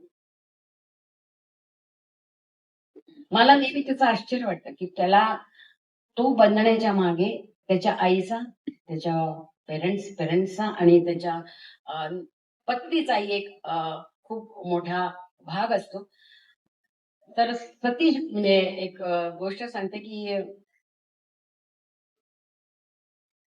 मी एका कार्यक्रमाला गेले आणि एक पत्नी होती तिथे, प्रेग्नंट होती ती, आणि ती माझ्या समोर आली आणि मला माहिती होतं की तिच्या नवऱ्याबद्दल माहिती नाहीये, तो कुठे आहे. तो फौजी आमचा जवळजवळ 10 दिवस तिच्याबद्दल काही कळलेलं नव्हतं. आणि मी त्या कार्यक्रमात होते आणि मला ती आलेली दिसली. माझ्यातली आई हरली आणि मी पटकन उठले. तिच्या डोळ्याला डोळा मिळवणं मला जमत नव्हतं, कारण मला माहिती होतं त्याची न्यूज नाहीये काय सुद्धा. तर ती माझ्याजवळ आली, तिने माझा हात घट्ट धरला आणि ते म्हणाले, काय मावशी कुठे पळतेस मला बघून. म्हटलं, अगं नाही काय पळत नाही, जस्ट बोलायला. नाही म्हणे, मला माहिती आहे, मला यांचा जो पत्ता आहे तो माहित नाहीये, तो कोणालाच माहित नाहीये, पण एक लक्षात ठेव, when there is no news it's a good news in army. आज तू हा विश्वास धर की तो जिथे आहे तिथे तो अतिशय चांगला आहे. उगा डोळ्यातून टिपो घालू नकोस, छानपैकी तो असणारे म्हणजे ती विल कम बॅक. एकाच फौजीच्या बायकोला किती सहन करावं लागतं, काय त्याची ताकद आहे ही मी त्या दिवशी बघितली. तसंच आमचे सतीश भाई साहेब, मी पुस्तक लिहित होते आणि ते पुस्तक लिहिताना मी त्यांना फोन केला होता की मला लिहायचं आहे तुमच्या मुलावरती, तर मी येऊ का तुमच्याकडे तुम्हाला भेटायला. कधी कधी काय होतं या बोलण्यामध्ये ना, मला सुचत नाहीत काही गोष्टी. अनुज नय्यर, राईट, अनुज नय्यरच्या वरती मला लिहायचं होतं, पण मी त्यांच्या वडिलांना फोन केला आणि मी त्यांना भेटायला गेले. तेव्हा त्यांनी सांगितलं की जेव्हा तो युद्धावरती गेला, कारगिल युद्धावरती गेला, तेव्हा मी त्याला बाय पण नाही करू शकलो, कारण त्यांना लगेच घेऊन गेले होते त्या प्रांतामध्ये आणि तो कुठल्या तरी ट्रेनिंगला होता, तिथूनच तो निघून गेला होता. आणि जेव्हा आम्हाला ती गोष्ट कळली की ते डायरेक्ट गेलेले आहेत, तेव्हा फक्त आम्ही त्याच्या फोनचा इंतजार करत होतो, आम्हाला काय कळेल, कधी कळेल असं. एक दिवस त्याचा फोन आला कि पापा मैं अभी आगे जा रहा हूं, मैं कहाँ हूं बता नहीं सकता हूं, लेकिन मैं अभी आगे जाता हूं. तेव्हा भाईसाहबने त्याला सांगितलं, एक याद रखना, गोली छाती पर लेना, पीठ पर नहीं. आणि तो फोन त्याने ठेवला मुलाने. अर्थात जे घडायचं होतं ते घडलं. आणि मग जेव्हा ब्रिगेडियर बाबांना ही न्यूज घरी सांगावी लागली, तेव्हा त्यांनी जेव्हा त्यांच्या वडिलांना फोन केला, तेव्हा भाईसाहेबनी फोन उचलला. त्यांची रिंगच वेगळी वाजते. अशी काही न्यूज येतात त्याची रिंग वेगळी वाजते. आणि आई त्याची आत निघून गेली. आणि भाईसाहेबनी फोन उचलून पहिलं वाक्य बाबा सरांनी मला सांगितलं की तेव्हा ते त्यांचे हे होते, कर्नल होते. त्यावेळी मी जसा फोन उचलला, सतीश भाईसाहेबनी फोन केल्यावर मी हॅलो म्हटल्यावर त्यांनी मला पहिलं वाक्य विचारलं, उसने गोली छाती पर ली या पीठ पर, इतना ही बताओ मुझे. त्यांनी सांगितलं ऑफकोर्स उसने छाती पर गोली ली है. बोले बस हम उनका इंतजार करेंगे. आज आई वडिलांचं हे जे काही योगदान आहे आपल्या मुलामध्ये, आज आपल्या मुलाला हे धारिष्ट देणं आणि हे त्याच्याकडनं काम करायला त्याला सबळ सपोर्ट करणं, हे आपण इथे राहणारी माणसं करतो का? सहकार नगर मधनं चांदणी चौकमध्ये गेलेल्या मुलाला आई 3दा फोन करते, कुठे यायचं तुझा आला नाहीस. आपण आपल्या मुलांमध्ये इतके इन्व्हॉल्ड असतो आणि अशा वेळेला देशासाठी आपला मुलगा देणार, मग आपलं कर्तव्य फक्त एवढं आहे, त्यांच्या सॅक्रिफाईसला आपण वर्थ आहोत का? हा विचार हा सातत्याने माझ्या मनात प्रत्येक वेळेला 2004 सालापासून हाच प्रश्न आहे, are we worthy of their sacrifice? आणि म्हणून मला आलेले अनुभव हे जेणेकरून प्रत्येकापर्यंत पोहोचवते की कुठेतरी आपल्या मनामध्ये आपल्या मुलांना, आपल्या नातेवाईकांना, आपल्या बच्चांना, आपल्या तरुणांना सांगावं की बाबा, आयुष्य हे इतकं उधळून टाकण्यासारखं आणि केवळ मजा करण्यासारखं नाहीये. तुमचंही काही कर्तव्य बनतं ह्या देशाप्रती, आणि ह्याची जागरूकता ही मुलांमध्ये येणं खूप गरजेचं आहे. आणि म्हणूनच लक्ष्य फाउंडेशनची स्थापना करून मी आज सगळ्या गावागावांमध्ये, शहरांमध्ये, वेगवेगळ्या ठिकाणी जाऊन हा सैनिक पोचवायचा खूप प्रयत्न केला. आता त्यातला एक दिमापूरला मी चालले होते. म्हणजे मी याला उतरले, कुठे गुवाहाटीला उतरले होते आणि आम्ही तिथे सैनिकांना भेटून मग मी नंतर निघाले होते. मला जायचं होतं पुढे नागालँडला. नागालँडला जाताना दिमापूरला माझ्या लक्षात आलं, माझा जो ड्रायव्हर होता त्याने गाडी अशी अचानक, जी 60च्या स्पीडने चालली होती त्याची गाडी, अचानक त्याने ती एवढ्या जोरात सुरू केली आणि धाडकन त्यांनी पुढे नेऊन गेली की मी मागे बसले होते. मी अशी हल्ले आणि एकदम थांबले. तो बोलला, सॉरी सॉरी मॅडम सॉरी, आता स्लो करतो. मी म्हटलं, अरे काय झालं काय?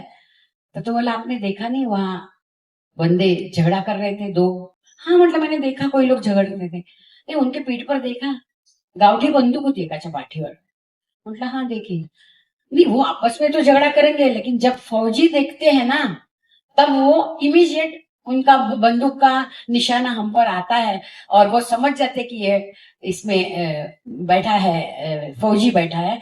और आज मुझ पर 20 वर्षाचा मुलगा सांगतो, आज मुझ पर आपकी जिम्मेदारी है, तो ये मैं कर नहीं सकता था, इसके लिए मैंने गाड़ी इतनी जोर चल गई, I am very sorry madam. म्हटलं, अरे लेकिन अपने पैर के नीचे तो वेपन्स है. माझ्याबरोबर सुभेदार मेजर आणि 2 जण होते आणि मी मागे बसले होते. तर त्यांनी सांगितलं, क्या है ना मैडम, फौज में एक चीज सिखाई जाती है, बंदूक कभी नहीं चलानी है. ह्यांना जे ट्रेनिंग आहे ना अतिरेकांना, ते सिर्फ बंदूक चालवण्याचं आहे. आम्हाला सांगतात बंदूक कधी नाही चालवायची ते, कारण हे सगळे वाट चुकलेले लोक आहेत, पण ते आपलेच आहेत ना, त्यांच्यावर कशी बंदूक मी चालवणार?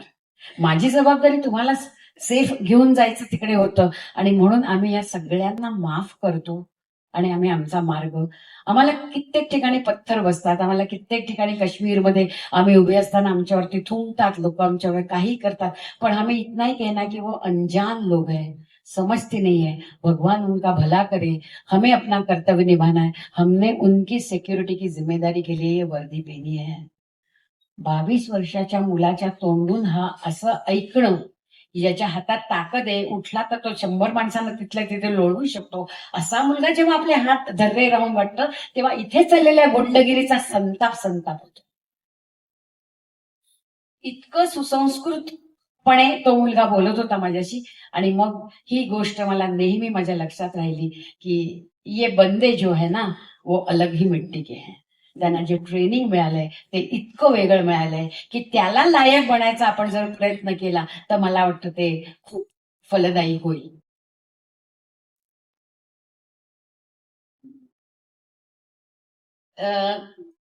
कुपवाड डिस्ट्रिक्ट मध्ये गेली होती जोरहाट. तिथे पॅरा एसएफच्या मुलांबरोबर मी होती. पॅरा एसएफ मी पोचले तोपर्यंत ती मुलं खूप मोठं काहीतरी करून आलेली होती, संपूर्ण दमलेली होती, तिथे बसलेली होती आणि मला मात्र त्यांच्याशी बोलायचं काम सांगण्यात आलं होतं. मी म्हटलं मी तिथे उभी राहिले, पण मला लक्षात आलं की ही मुलं अतिशय थकलेली आहेत. त्यामुळे मी त्यांना असं म्हटलं की तुम्ही आता थकला असाल तर आपण उद्या भेटू, कारण मी आता आहे आज तुमच्या बरोबर इथे. मी जेव्हा असं म्हटलं तुम्ही थकला असाल तेव्हा त्यातला एक बंदा उभा राहिला आणि तो मला म्हणाला आपने क्या बोला. म्हटलं आप थक गए होगे. मैडम ये वर्ड हम जानते नहीं है, हम थकते नहीं है. आप बात करो, हम सुनेंगे, हमें सुनना है आप किस बात के लिए यहाँ आए और हमें बहुत अच्छा लगेगा आपके मुंह से सुनना. चाहिए तुम 2 घंटे बात करो, हम यहाँ 2 घंटे बैठे रहेंगे. पॅरा एसएफची मुलं होती. त्यांचं असं आहे मोठं की you will never see us because we don't exist. Just imagine. तुम्ही कधीही आमच्याबद्दल ऐकणार नाही, कारण काही घडलंच नाही. तुमचं अस्तित्व अबाधित राहावं म्हणून आम्ही अस्तित्वहीन होतो. केवढा प्रगल्भ आणि तारुण्यातली ही जबाबदारी. असे तरुण बघितल्यावर मी वेडी झाले. ते जे काही करून येतात ते त्यांना सांगायचं नसतं. ते तिथे त्यांची ऍक्टिव्हिटी करून येतात बॉर्डर क्रॉस करून आणि ते परत येतात आणि आपापल्या तब्येतीत काम करत राहतात. पॅरा एसएफ हा एक वेगळाच अनुभव मी तिथे घेतला आणि त्या प्रत्येकाच्या चेहऱ्यावर मला दिसत होतं 2-2 रात्र ती मुलं झोपलेली नाहीयेत. त्या मुलांचे हात जेव्हा मी हातात घेतले आणि त्यांना शेकहँड केला तेव्हा त्या हातामध्ये इतकी मला जाणवत होती, ताकद होती त्यांच्या हातामध्ये आणि प्रत्येकाच्या दमलेल्या त्या शरीरामध्ये मला जेव्हा दिसलं की नाही या प्रत्येकाला मी काय बोलते ते ऐकायचंय, कारण शेवटी कुठेतरी प्रत्येकाला त्याच्या पाठीवर एक थाप लागते. आणि हा सैनिक इतका स्वस्त आहे की त्यांच्याबद्दल कोणीही काहीही वाटेल ते बोलू शकतात आणि ते बोलण्याची त्यांना परमिशन आहे आपल्याला, कारण आपल्यावरती काही बंधनं नाहीत. आमच्या सैनिकांवर मात्र सगळी बंधनं आहेत. त्यांना जेव्हा मी त्यांच्याशी बोलत होते त्या मुलांशी तेव्हा त्यांनी मला सांगितलं की madam freedom is not free. इतना याद रखना, इतना ही आप लोगों को बोलो. Freedom is not free. Everyday soldier gives his life so that you can live yours. हमें इतना ही कहना है. हम हमारी जिंदगी आपके लिए यहाँ काम करते रहेंगे, हमें इसके लिए कोई खेद नहीं है. लेकिन अगर कभी आपके मन में आए कि हमारे काम के लिए किसी के मन में एक दुआ हो तो हमें सिर्फ दुआ चाहिए, बाकी हमें कुछ नहीं चाहिए. जेव्हा त्यांचे अफसर माझ्याबरोबर आले, आम्ही डिनर घेतला तेव्हा त्यांनी सांगितलं की ज्या पद्धतीने आम्ही ऑपरेशन्स करतो ही इतकी कठीण आहेत ना मॅडम की ह्या ऑपरेशन्सना तयार व्हायला वज्राचं काळेच पाहिजे.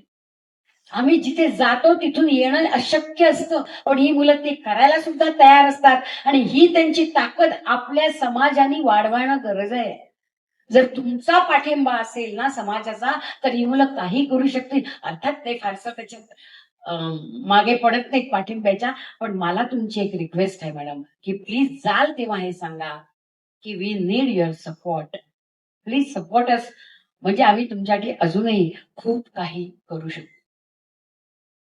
अतिशय वेगळं लाईफ आहे त्यांचं, अतिशय वेगळं लाईफ आहे. आपल्याला आपल्या कल्पनेच्याही पलीकडे या सगळ्या गोष्टी आहेत ज्या घडत असतात तिथे त्या. मी सियाचीन हॉस्पिटलमध्ये गेले होते. मी नेहमी तिथे सियाचीन हॉस्पिटलला जाते, तिथल्या सैनिकांना भेटते आणि त्यांना थँक्स सांगून येते. जेव्हा मी तिकडे गेले तेव्हा मला तिथे सुभेदार मेजर श्रेष्ठा होते. त्यांनी मी फोन केला कि मैं आई हूँ, मुझे आना है. बोले आज ना यहाँ जरा थोड़ा माहौल खराब है, आपको आना है तो आओ, इसमें कोई फर्क नहीं पड़ता है. लेकिन एक शवपेटिका तिकडे आलेली होती, एक यंग बंदा है, उसके पेरेंट्स वगैरह आएंगे, तो थोड़ा माहौल है, को आना है तो आ जाओ, इसमें कोई फर्क नहीं पड़ता है. मैं बोली नहीं नहीं, मैं अभी नहीं आऊंगी, मैं शाम को आती हूँ. आणि मी त्या सियाचीन हॉस्पिटलमध्ये गेले. तेव्हा त्यांनी माझा एकंदरीत चेहरा बघून म्हटलं, इतना दुख होता है आपको? अरे हम तो जो पैदा हुए ना, आम्ही मृत्यूवरच प्रेम करतो, तुम्ही लोक जगण्यावरच प्रेम करता, त्यामुळे तुम्हाला ते फार सगळं भयंकर वाटतं. आम्ही मृत्यूच्या हातात हात घालून फिरतो मॅडम. आना है आ जाओ भाई, कोई इश्यू नहीं है, कभी भी आओ, हम तैयार है, असं म्हणत आम्ही राहतो. तुम्हाला सकाळी यायला काय एवढं वाटलं? म्हटलं माझं डेअरिंग नाही झालं, मला ते अस्वस्थ वाटलं. आणि मग तेव्हा त्यांनी मला सांगितलं की जगण्यापेक्षा देशासाठी जीवन झुगारणं हे आम्ही पसंत करतो मॅडम. जीवनाची आसक्ती आपली किती आहे याचा जेव्हा विचार केला तेव्हा अगदी शेवटच्या मरण्याच्या क्षणी सुद्धा आपण म्हणतो अरे माझं जीवन जगायचं राहिलं, मला अजून थोडा वेळ हवा. इतकी जीवनाची आसक्ती असलेल्या आपल्या माणसांना जेव्हा मी बघते तेव्हा मला असं वाटतं की ही मुलं कुठल्या मिट्टी के बने, ते फक्त त्यांचं काम आणि त्या कामामध्ये तो जो उत्साह असतो. मी जेव्हा श्रेष्ठांशी बोलले तिकडे, जेव्हा त्यांच्याशी बोलत होते तेव्हा असं वाटलं की तिथला प्रत्येक सैनिक काय, तिथला कुत्रा सुद्धा त्यांना घाबरून उभा होता, एवढे कडक ते तिथे होते.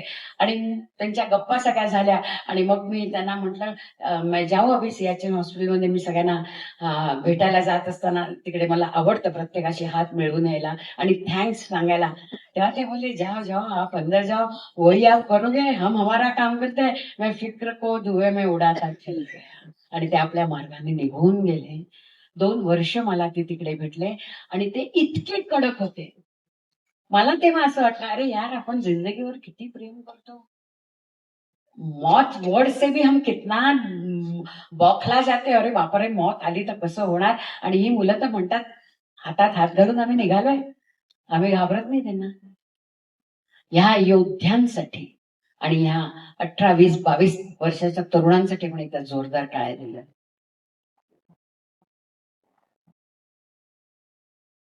मला नेहमी असं वाटतं की RR मधली जी मुलं असतात ना, RR राष्ट्रीय रायफल, ती तर त्यांचं तर आणिच वेगळं लाईफ आहे. सतत त्यांना त्यांच्या टोज वरती उभं राहावं लागतं सतत. आणि त्यांचं सत्व इतकं रसरशीत आहे की त्यांच्या अस्तित्वाच्या प्रत्येक कणातून ते प्रकट होत असतात. अध्यात्म आणि सैनिक हा अतिशय निकट आहे असं मला नेहमी वाटतं.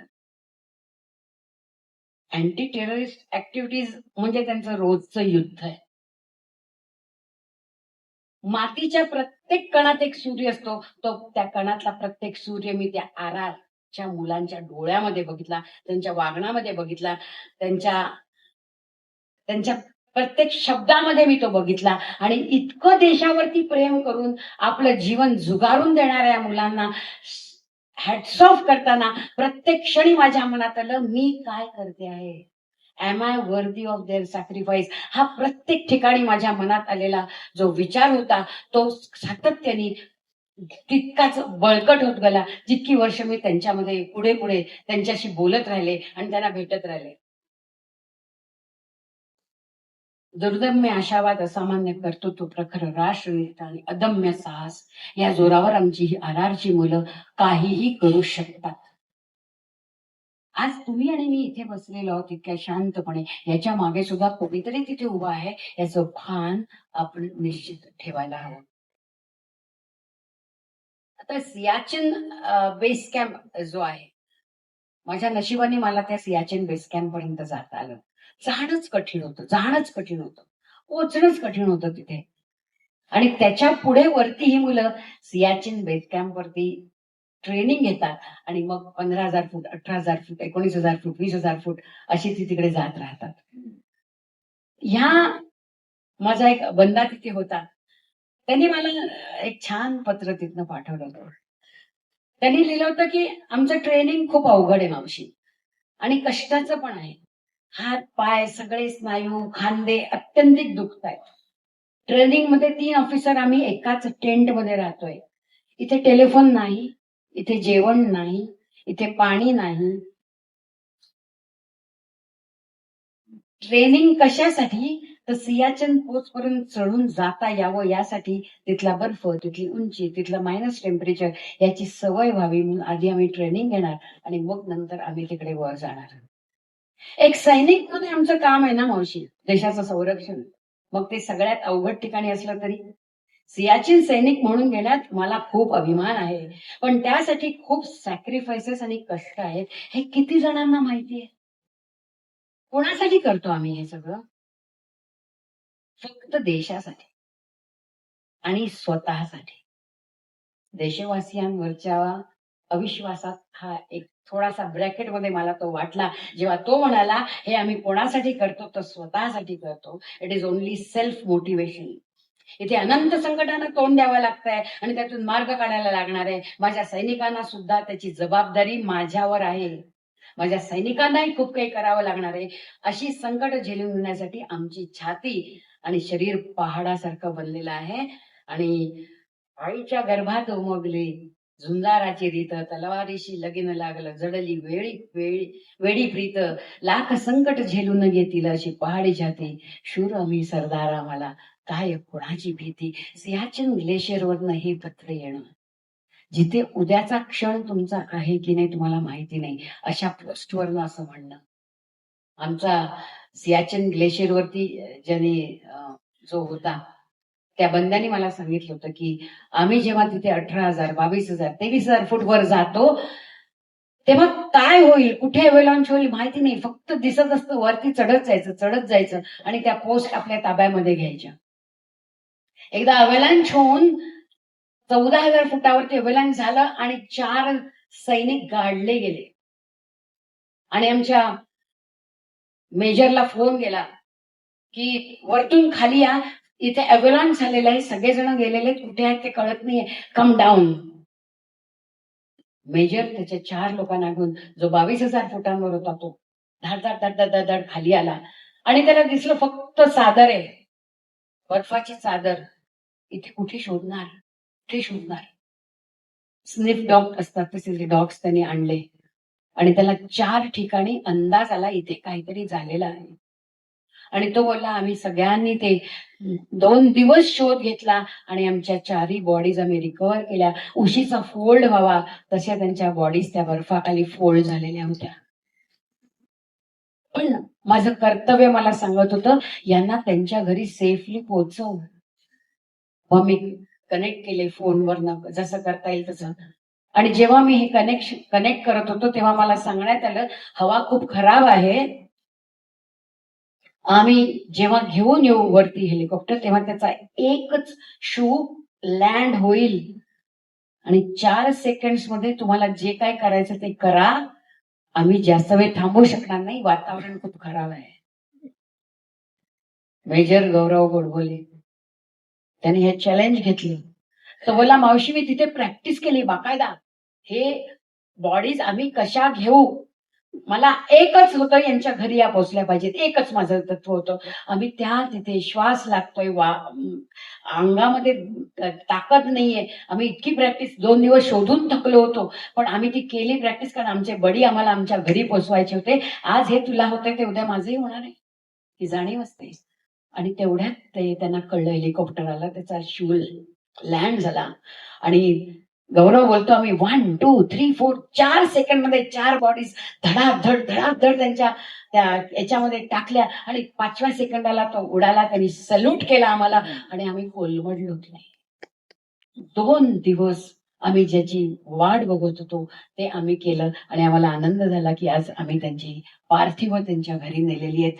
हे काम आपल्या कोणाला माहिती नाही. एकदा जोरदार सियाचीन त्या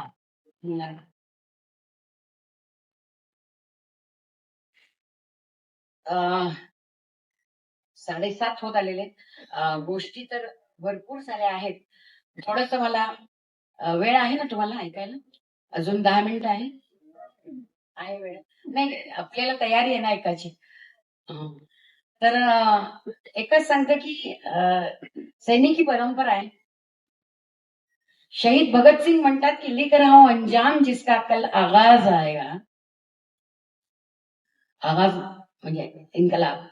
मैं रहूं या ना रहूं, ये वादा है तुमसे मेरा, मेरे बाद वतन पर मरने वालों का सैलाब आएगा.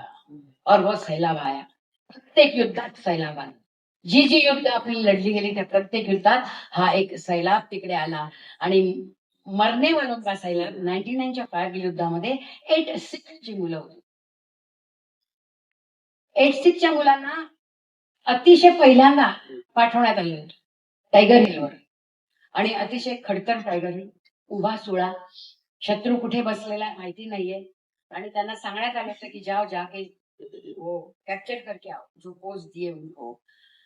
86 ची मुलं सुरा सो पहचानिये न लरे दिन के हे पुरजा पुरजा कटमरे कबहू ना छड्डे के. आमचे तुकडे तुकडे झाले तरी चालतील पण आम्ही ही जागा सोडणार नाही असं म्हणत तिथे वर चढली. आणि त्यांची सगळीच्या सगळी फळी 32 जण तिथे धारातीर्थी पडले. 32 जणांचा तिथल्या तिथे कारण वरती पाकिस्तानी वर बसलेले, आमच्या पोस्ट खाली आहेत. आणि मुलांचं तुमचं शौर्य किती असलं तरी तुम्हाला जेव्हा वरती बसलेला शैनूच्या शत्रूच्या तुम्ही डायरेक्ट टप्प्यात येतात तुम्ही किती लपणार. लपायलाच तुम्हाला जागा नाही पण तरी आम्ही लढणार हे म्हणणारी ही आमची मुलं होती. 86 ची मुलं. आणि मग नंतर असं झालं की नक्की काय प्रॉब्लेम आहे. आपल्याला इतका विध्वंस आपल्याकडे इतका उद्ध्वस्त आपण होतोय, काय चाललंय काय.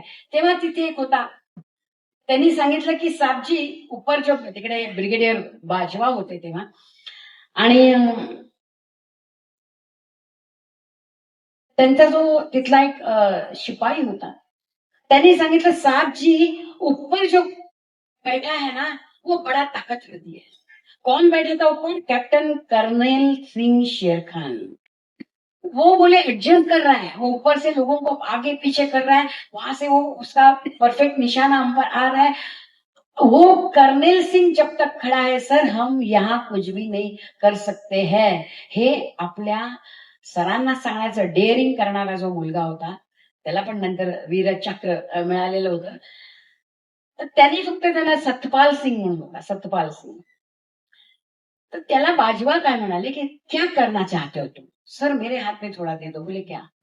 सर मैं आगे जाता हूं, मैं निशाना करता हूं और अगर ये कर्नल सिंह शेर खान नीचे गिरता है तो सर फौज भागने वाली उनमें दम नहीं है.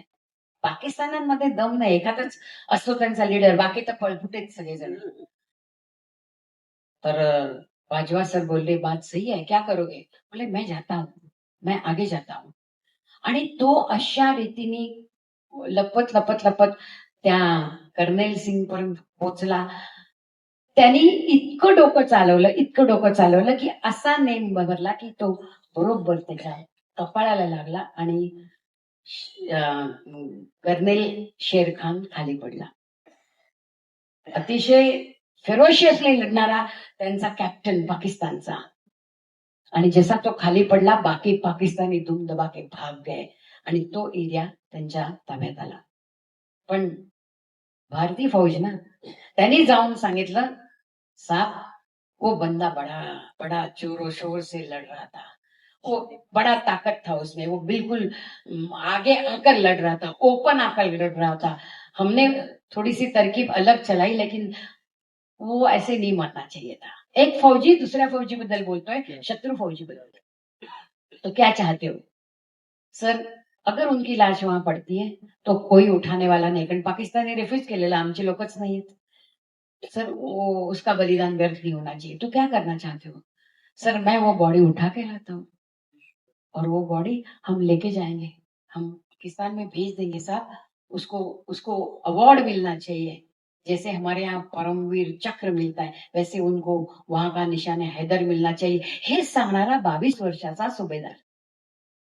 आपली इंडियन फौज काय आहे बघा. आणि त्यांच्या कमांडिंग अफसरने ते ऐकलं आणि ते सांगितलं उठा केला बॉडी.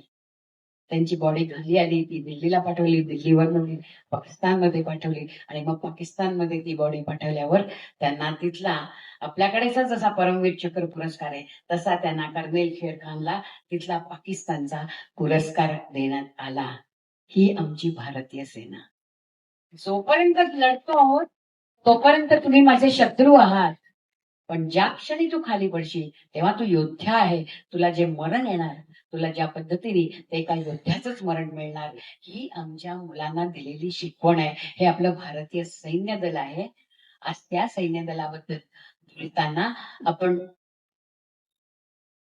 पार्लमेंटमध्ये बसलेलो असो, कुठे बसलेलो आहोत त्याचं भान न राखता ज्या निर्लज्जपणे राज्यकर्ते आणि राजकारणी बोलतात स्वतःच्या स्वार्थासाठी, तेव्हा लाज वाटते, लाज वाटते. आणि मग असं वाटतं की हा सगळा आपल्या लोकांचा हा निगेटिव्ह टोन घेण्यापेक्षा व्हाय नॉट डू समथिंग पॉझिटिव्हली. आणि म्हणूनच मी लक्ष फाउंडेशनची स्थापना केली की जेणेकरून आमच्या मुलांचा हा लावा प्रत्येकापर्यंत पोहोचवायचा, शाळकरी मुलांपर्यंत पोहोचवायचा. आणि आज जी पुढची पिढी आहे त्या पिढीला जे काही दिसतंय आपल्या महाराष्ट्रात तर आनंद चाललेला आहे सगळा भयंकर. जो दिसतोय त्याच्यातनं काही घेण्यासारखं आहे असं काही राहिलेलंच नाहीये. तर तेव्हा मग असं वाटतं की मी काय करू शकते, माझ्या परीने मी एवढंच करू शकते. त्या मुलांना काहीतरी दैदिप्यमान दाखवू शकते, दैदिप्यमान सांगू शकते आणि तुमच्या आमच्यासाठी आपला आज देणारा सैनिक हा त्यांच्यापर्यंत पोहोचू शकते. आणि ते काम लक्ष फाउंडेशनच्या माध्यमातून गेली 2004 पासून आम्ही करतो.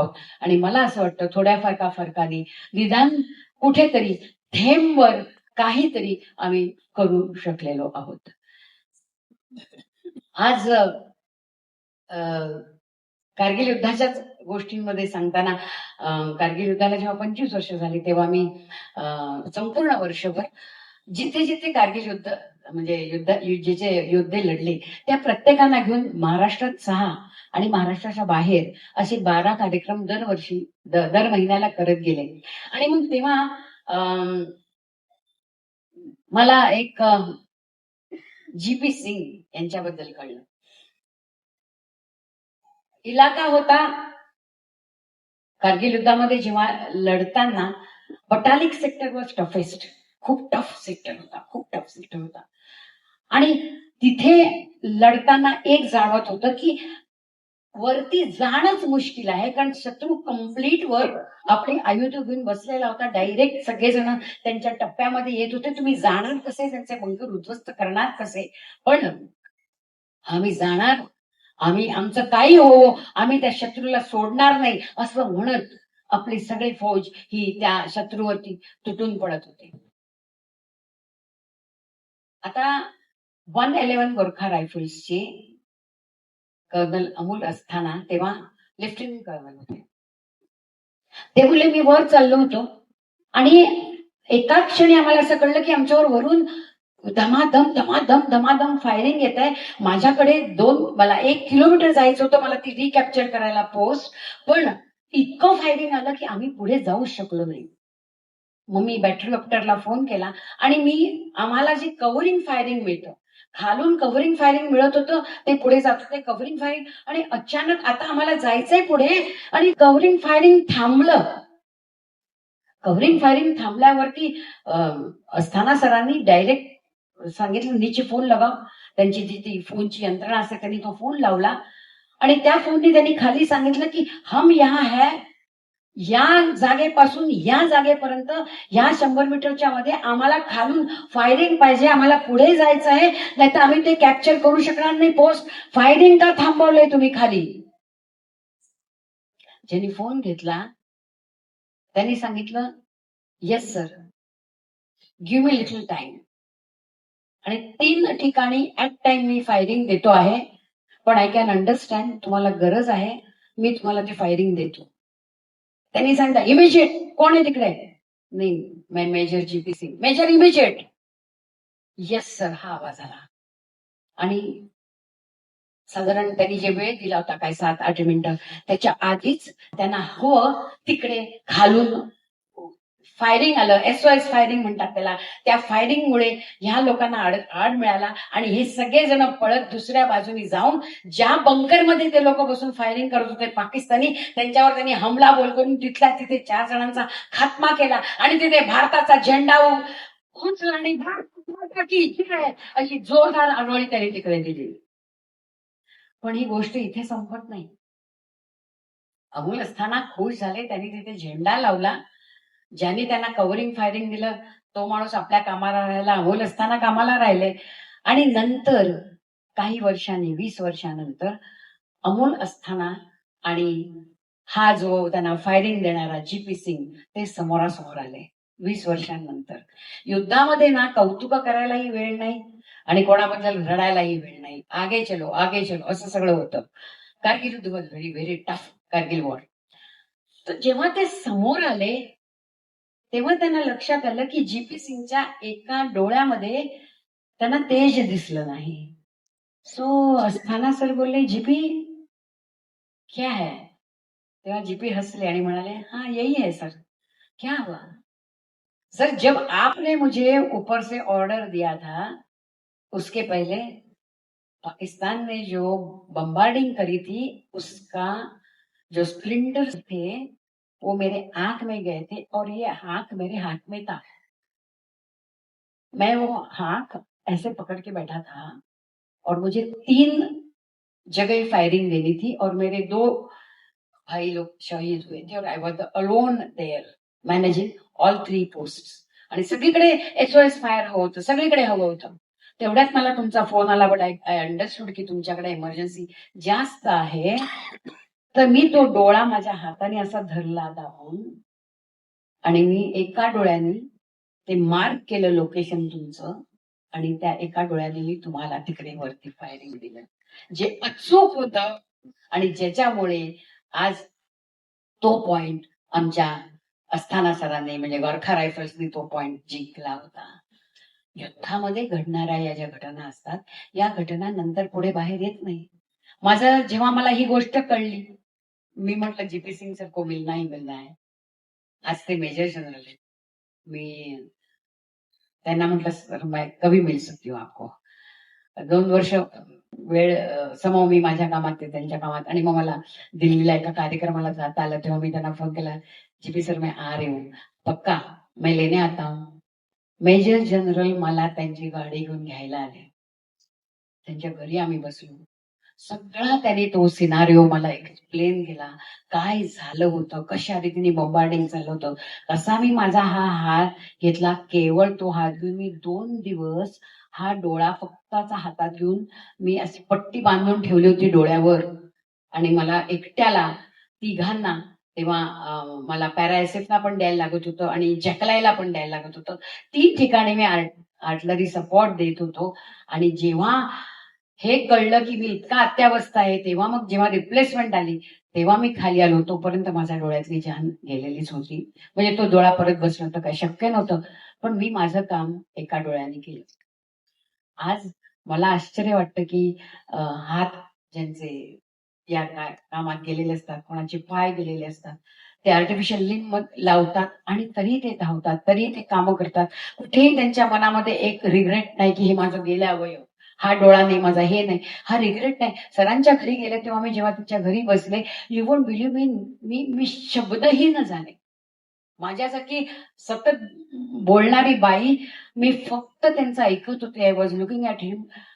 पाणी डोळ्यातलं सरत नव्हतं. थांबलं आणि मग त्यांनी मला माझ्या जवळ घेऊन सांगितलं, अरे इतना क्या कर रहे हो, मैं आपके सामने खड़ा हूँ, बहुत अच्छा हूँ, मैं मेजर जनरल हूँ, आप किस बात का दुख करते हो, वो तो हमारी फौज है, फौज में तो ये चलता है, मेरे कितने बंदे गए, मैं तो जिंदा हूँ, देखो मैं 2 पैर पे खड़ा हूँ और आज मेजर जनरल की पोस्ट पर काम कर रहा हूँ.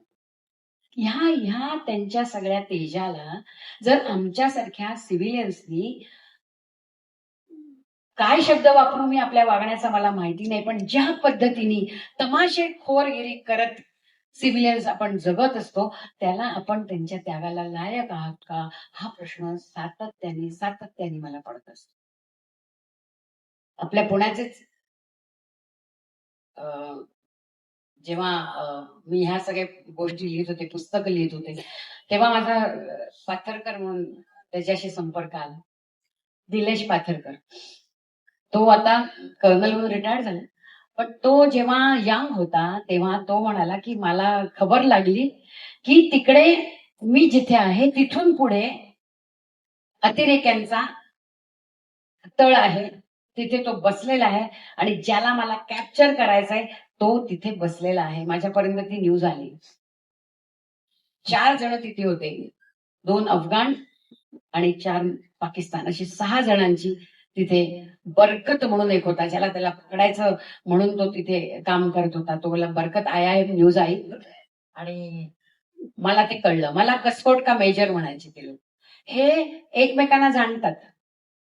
म्हणजे त्यालाही माहिती होतं काय आहे निलेश पाथरकर आणि निलेशलाही माहिती होतं तो काय आहे, तो कुठे असतो, सगळं सगळं सगळं माहिती असतं आम्हाला. तो म्हणे मांजर आणि उंदराचा खेळ चालतो. मला जेव्हा न्यूज आली की तो बरकत तिकडे आलेला आहे, मी लगेच निघालो. खात होतो ते पण सोडलं. माझ्या बरोबर आमच्या बरोबरची टीम घेतली, माझ्या बरोबर रॉकेट लॉन्चर घेतलं, बंदुका घेतल्या आमच्या सगळ्या, आणि मी शॉर्टकटनी तिकडे पोहोचलो. बरकतला कल्पना नव्हती तो शॉर्ट. आम्ही चप्पा आम्ही जेव्हा जिथे पोस्टिंग असतं आम्ही चप्पा जानते वहां का. मी त्याच्या बरकतच्या कल्पनेच्या आत मी त्याला सराउंड केलं सगळं आणि मी खालच्या घरात गेलो.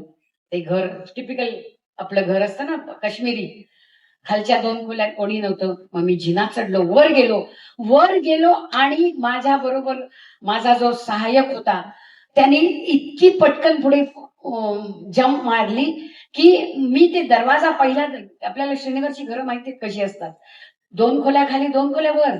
मी पहिल्या खोलीत बघितलं कोण नाही, म्हटल्यावरती माझा सहाय्यक पुढे गेला आणि त्यांनी धाडकन दार उघडून फायरिंग करायला सुरुवात केली. पण तेवढ्यात त्यांना कळलेलं होतं की कोणतरी आलेलं आहे. त्यांनी फायरिंग टाकलं आणि माझा बंदा तिथल्या तिथे, त्यांनी त्याची मान पकडली आणि खिचो साले को असं म्हणते त्याला, 4 जण आत खेचत होते. मी म्हंटल हा त्याच्या ताब्यात दिला तर त्याचं छिन्न भिन्न करतील शरीर, म्हणून मी माझ्या जमेल तितकं मी त्याला बाहेर खेचतोय, ते त्याला आत खेचतायत. हा आमचा खेचाखेचीचा प्रसंग जवळजवळ 6 मिनिटं चालला. पण माझ्या अंगात ताकद जास्त ठरली. मी त्याला जोरात खेचून वरून खाली ढकलून दिला आणि माझी पाठ होती तेव्हा आतून त्यांनी माझ्या पायांवरती गोळ्या साठल्या. कम्प्लीट माझे गुडघे फोडून माझ्या त्या गोळ्या बाहेर पडल्या. मी धाडकन खाली पडलो आणि मी त्या घराच्या खिडकीच्या खाली, टिपिकल जे काश्मीरी घर असतं, मी तिथे खाली पडलो. आता स्थिती अशी होती की त्यांचं फायरिंग चाललेलं आहे. मला संपूर्ण रक्तबंबाळ, मी माझा रुमाल माझ्या घशापर्यंत मी आत पोहोचला. मला आवाजही करायचा नव्हता. मला त्यांना जाणवून द्यायचं होतं की मी मेलोय. आणि थोड्या वेळाने त्यांची सगळी, कारण त्यांच्याजवळ वेपन्स कमी, त्यांच्याजवळ गोळ्या कमी असतात त्या जेव्हा असे राहतात तिथे. तेव्हा त्यांनी एक फोन केला की हमने कस्कोट के मेजर को मार डाला. म्हणजे ज्याच्या लक्षात आलं, याचं नाव कस्कोट का मेजर होतं, की त्यांना कळलेलं आहे की मी मेलोय, बात सही होईल. आणि मग ते लोक सांगत होते आम्हाला लवकर वेपन्स पाठवा, खाली भरपूर सेना आहे, आमच्याजवळ आता वेपन्स नाही, कुछ भी करो, हेल्प करो. हे वाक्य त्याला कळलं आणि मग ह्यांनी खालून जे त्यांचे लोक होते की साब आप जिंदा हो की नाही, असा एक जण ओरडला. त्यांनी असं वरून दुर्बिणीतून बघितलं आणि निलेश बोलला, मी फक्त असा हात वर केला, रक्तबंबाळ हात माझा वर केला आणि मी हात खाली केला. आता मी निश्चिंत होतो. त्यांना कळलं होतं की हा जिवंत आहे. आणि मग काय विचारता, इंडियन फौज काय करू शकते. ते सगळे आले, धडाधड त्यांनी यांना वरती आले, आत बंबार्डिंग केलं. पण त्यांचा नेम खालून जात नव्हता ते जिन्याने येईपर्यंत. निलेशने त्याच्यात काय करावं, आपल्या जवळ असलेला बॉम्ब जो होता त्याची पिन काढली आणि एक जोर करून त्यांनी खिडकीतून जो आत फेकला. आत फक्त अल्लाह अकबरचा आवाज घुमला आणि सगळा आवाज शांत झाला. आणि त्या परिस्थितीत तो जिंकला होता. त्यांनी 4 जणांचा खात्मा त्या स्थितीत पण केला होता. ही आपली इंडियन आर्मी, ही आपली इंडियन फौज. आज त्यांना त्याच्याबद्दल काही अवॉर्ड नकोय. आज त्यांना फक्त एवढंच हवंय की मला या समाजाकडनं एक रिस्पेक्ट द्या, आम्हाला या समाजाकडनं फक्त आदर पाहिजे, बाकी वी डोंट नीड एनिथिंग. आयुष्य इतकं नश्वर हे आम्ही बघितलेलं आहे, तर आमच्यासाठी तुम्ही काही करू नका, फक्त दुआ करा आणि बी विथ अस. समाजामध्ये जे त्यांच्या विरुद्ध बोललं जातं, हे इतकं घातक बोललेलं जातं, त्या प्रत्येक वेळेला असं जाणवतं की अरे बाबांनो, थोडं थोडं बाहेर बघा, तुमच्या विश्वातनं थोडं बाहेर या. हे विश्व इथे दिसतंय तितकं सोपं नाहीये. जे काही बॉर्डरला चाललेलं आहे ना, आता तर अजूनही खूप वेगवेगळ्या ठिकाणी मी जाऊन आले. अतिशय खडतर अशा पोस्टवर आपली मुलं तिकडे दिन दिन हो या रात हो, तुमच्या आणि आमच्यासाठी जेव्हा 24 तास ते उभे असतात, तेव्हा मनात येतं की what do I do here. माझी जबाबदारी काय आहे. आज मी फक्त तुमच्या समोर काही हे थेंब मांडलेले आहेत. या थेंबांची माळ ओवायचं काम तुमचं आहे. आपण काय करू शकतो हे बघणं तुमचं काम आहे. मला असं वाटतं की आयुष्यात जर आपण एका सैनिकाला जरी हा एहसास दिला, येस बाई हम है, तू फक्त कर, आम्ही तुझ्या मागे उभे आहोत, तुझे पाय खेचणार नाही, तुझ्याबद्दल वाईट बोलणार नाही, तुझ्याबद्दल नकळत कधी तुझा इन्सल्ट, तुझ्याबद्दल जाणीव अर्वाच्य बोलणाऱ्यांना आम्ही तिथे धडा शिकू, पण तुझा रिस्पेक्ट आम्ही आयुष्यभर ठेवू. कारण आज सैन्यामध्ये ऑफिसर्सची गरज आहे. आज त्यांनी का जावं हा प्रत्येक पेरेंटला जर प्रश्न पडत असेल आजकालचा भोवताल बघून, तर त्या प्रश्नाचं उत्तर खरोखरच आहे, व्हाय दे शुड डू इट.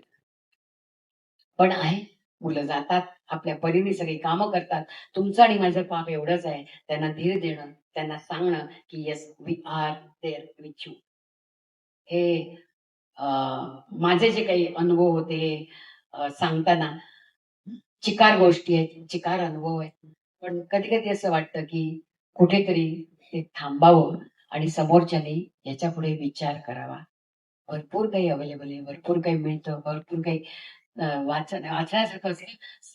समोर आपण ते वाचलं जात नाही आपल्याकडनं, आणि मग आपण आपल्याच मशगूल असतो संसारामध्ये, आणि कुठेतरी या संसाराचा गाडा ओढण्यासाठी कोणीतरी तिसरा तिथे बसला आहे, ज्याचा तुमचा माझा ऋणानुबंध काही नाही, पण तो सैनिक आहे. हे जर आपण लक्षात ठेवलं तरी मला वाटतं त्यांच्या पेरेंट्सना हेही नसेल थोडं के असं वाटेल, कारण कुठेतरी काहीतरी चुकतंय या समाजात, हे मात्र निश्चित आहे. या सैनिकांसाठी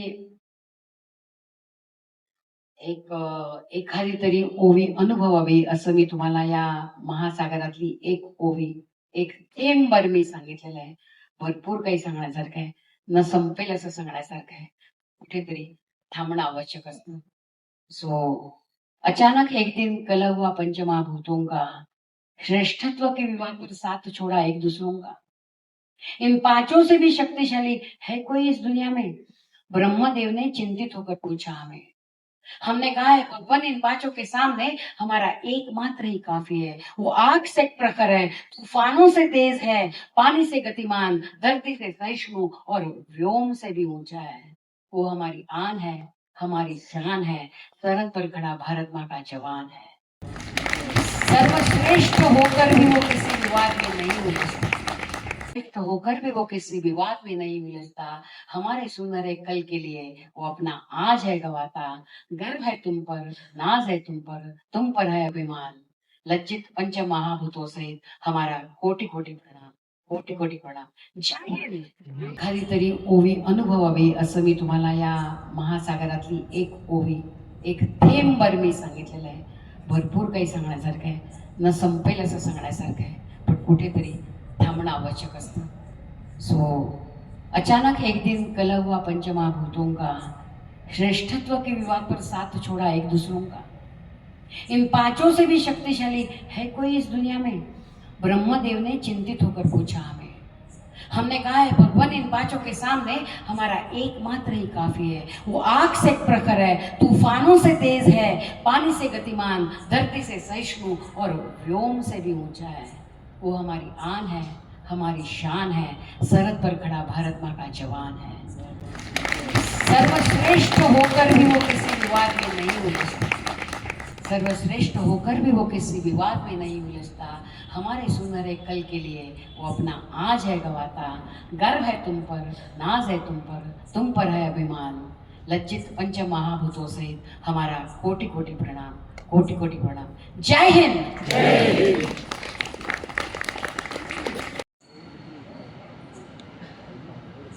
धन्यवाद अनुराधाताई.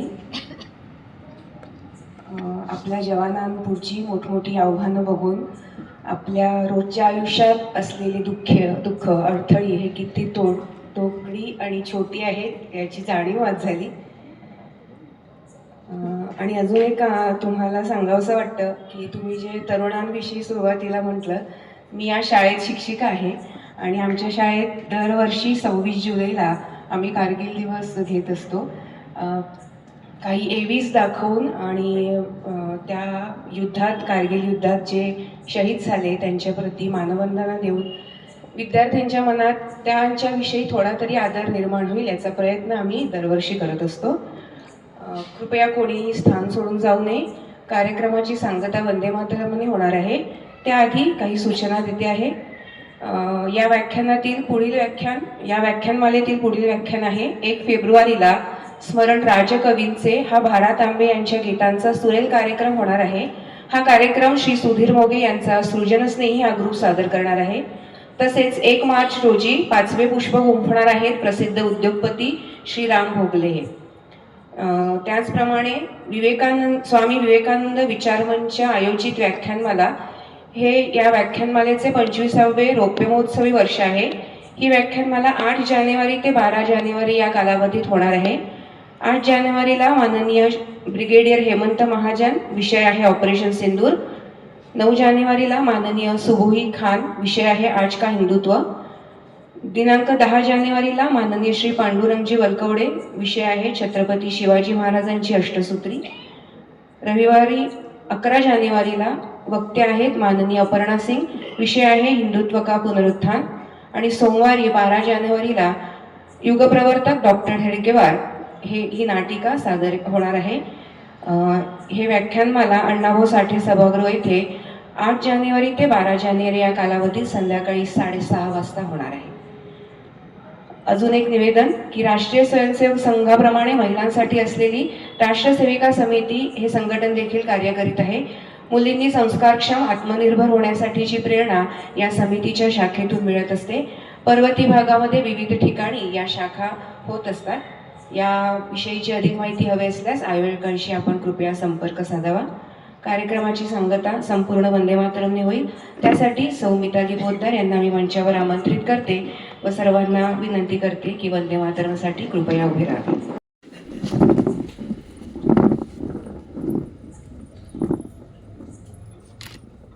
वंदे मातरम, वंदे मातरम, वंदे मातरम, वंदे मातरम.